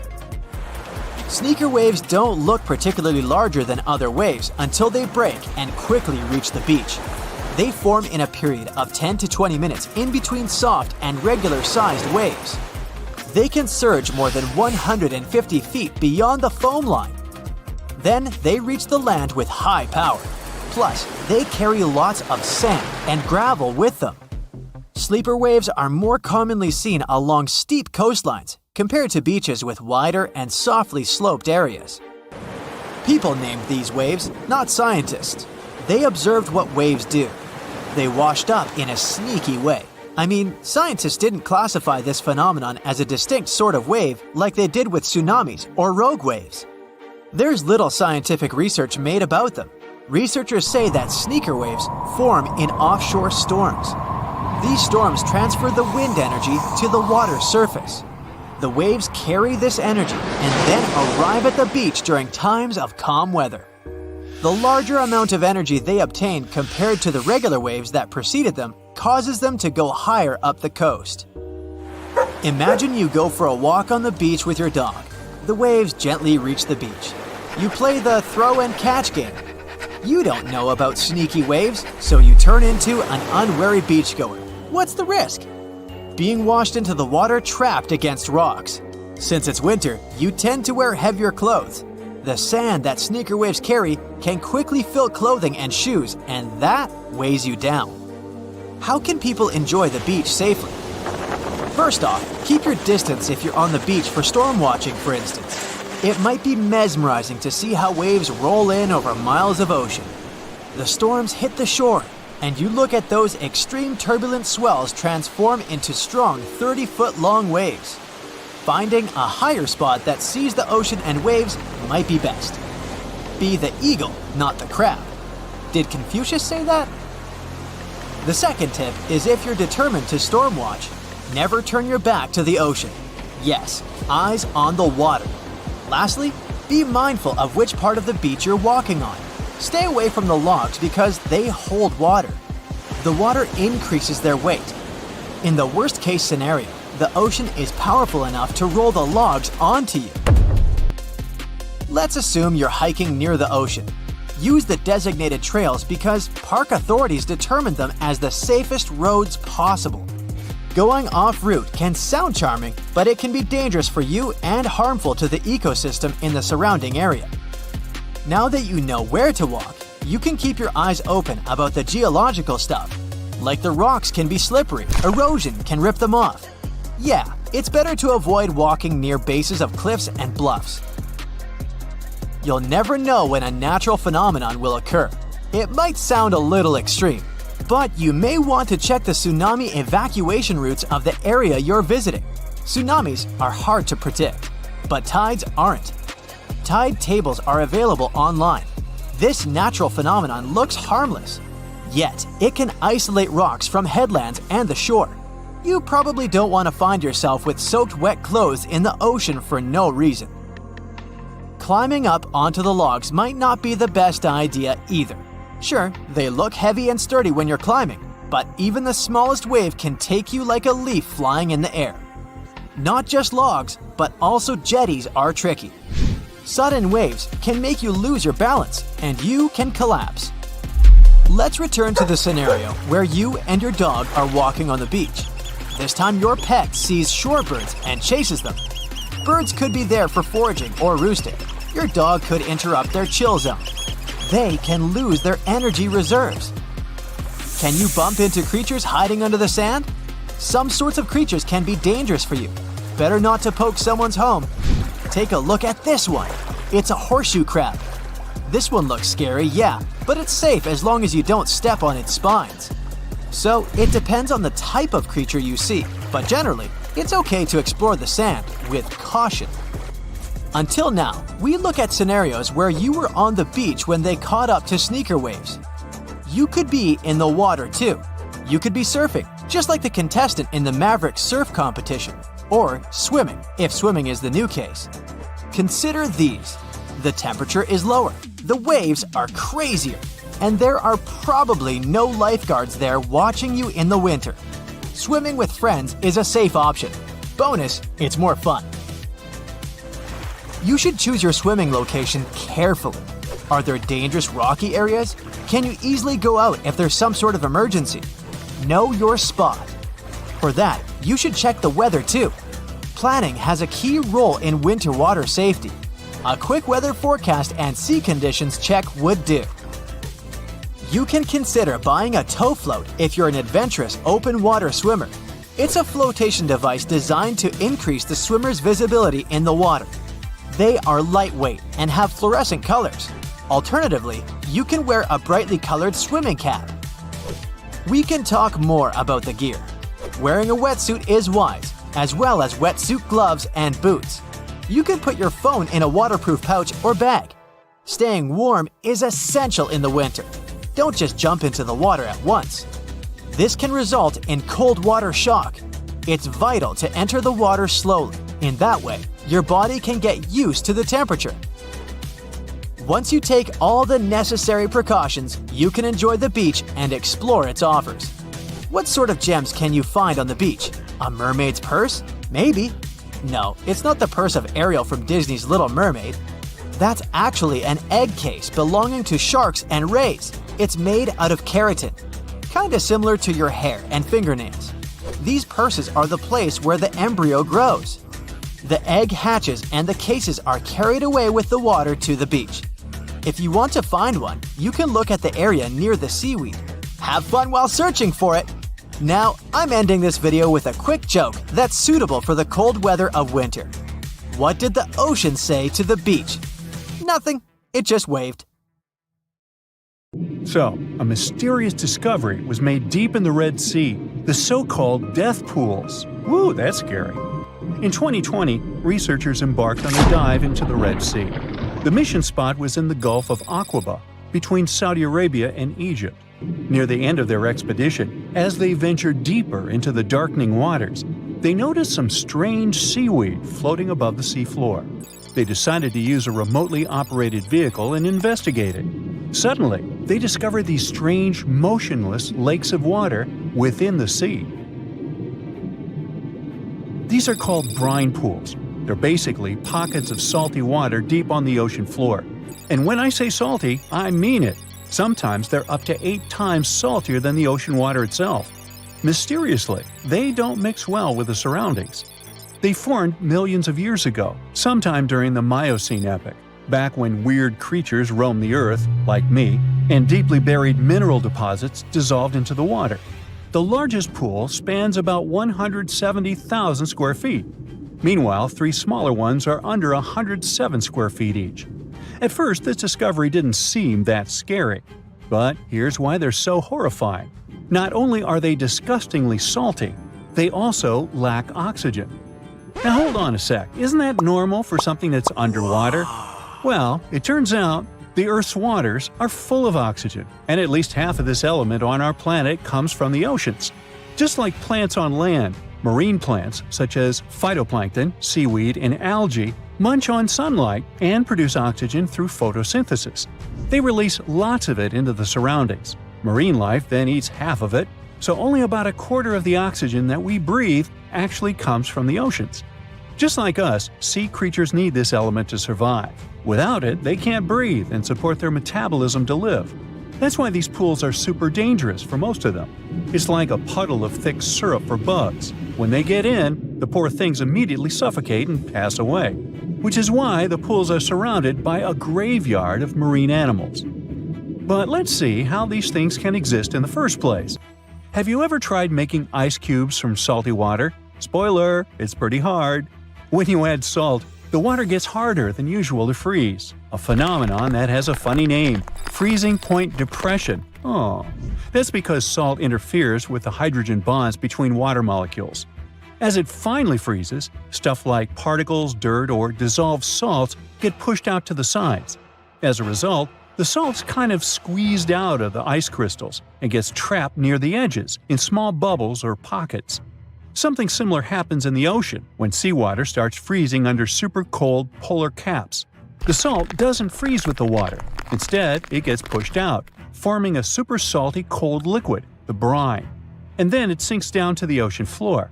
On a large scale, all this process also helps currents to form. Despite being so dangerous, the pools are still full of microbial life, because microbes couldn't care less, they'll survive anywhere. There are literally thick mats of them in the brines. There are also some salt-loving creatures, like shrimps and eels, hovering around the pool's edges. They're being super creepy, waiting to catch unsuspecting prey that ventures too close to the toxic death pool. Ew. Well, it sounds icky, I know. But this discovery gives us some fascinating insights into how life might have originated on Earth. We already know from the evolution theory that we came from the ocean, but now scientists think that life might have begun in the deep sea in some super dark, oxygen-free places. These brine pools are like time capsules. They're one of the closest things we found to the early Earth. They can tell us the planet's history of earthquakes, floods, tsunamis, and more. For example, they have some traces of rainfall that happened over 1,000 years ago.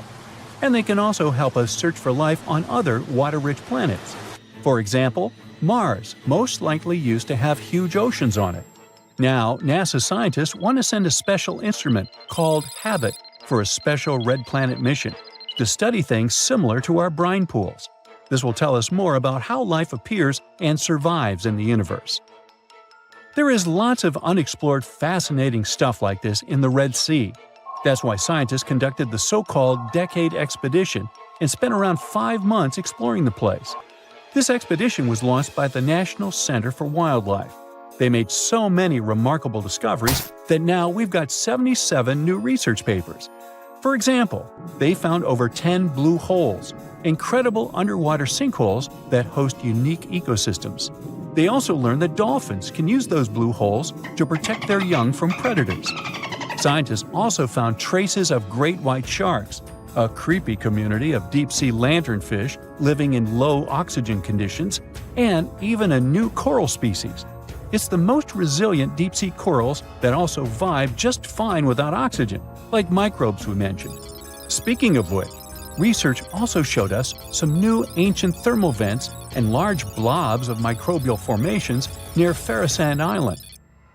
Now, can you believe that with all that, we only explored 5% of the ocean?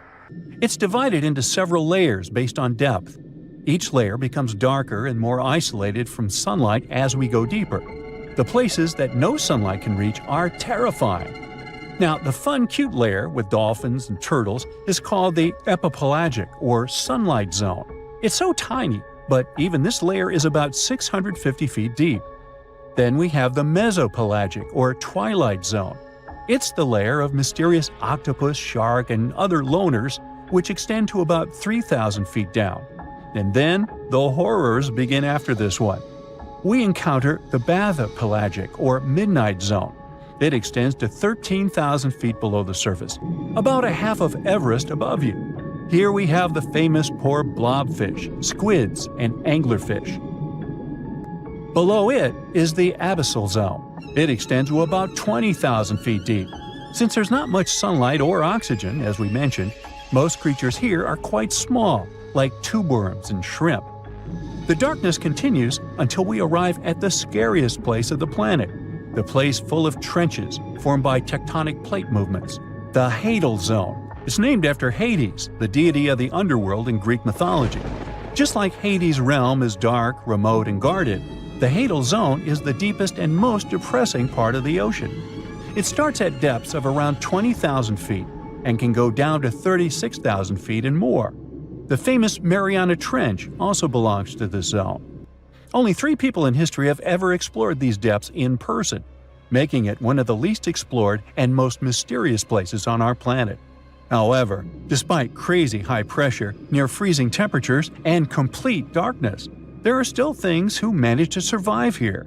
Guys like amphipods, which are critters who feed on dead material sinking from above, and the Hadal snailfish, which lives as deep as 27,000 feet. So scientists used to assume that if there's no sunlight, there wouldn't be that much oxygen around. But one day, a research team decided to measure the levels of oxygen in one of those deep zones. Surprisingly, the levels were super high. They checked the equipment thinking that it was malfunctioning. But nope, all the sensors showed the same thing. Turns out the oxygen was somehow generated by rocks. These small potato-sized rocks on the seafloor are called polymetallic nodules.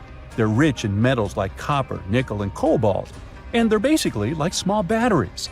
When you put a battery in salt water, it can produce bubbles of gas, a process called electrolysis. In the same way, these rocks create tiny electric currents, which are powerful enough to produce the same gases, splitting water molecules into hydrogen and oxygen. It's the first time we saw oxygen being produced by some non-living minerals. This is what scientists now call dark oxygen. It turned out that about half of large marine species, or megafauna, were living just on dark oxygen alone. All these discoveries are reshaping our understanding of where and how life could evolve. It means that we might be able to find life on other planets or satellites with low oxygen conditions, like Enceladus and Europa, the moons of Jupiter and Saturn, and they have large bodies of frozen water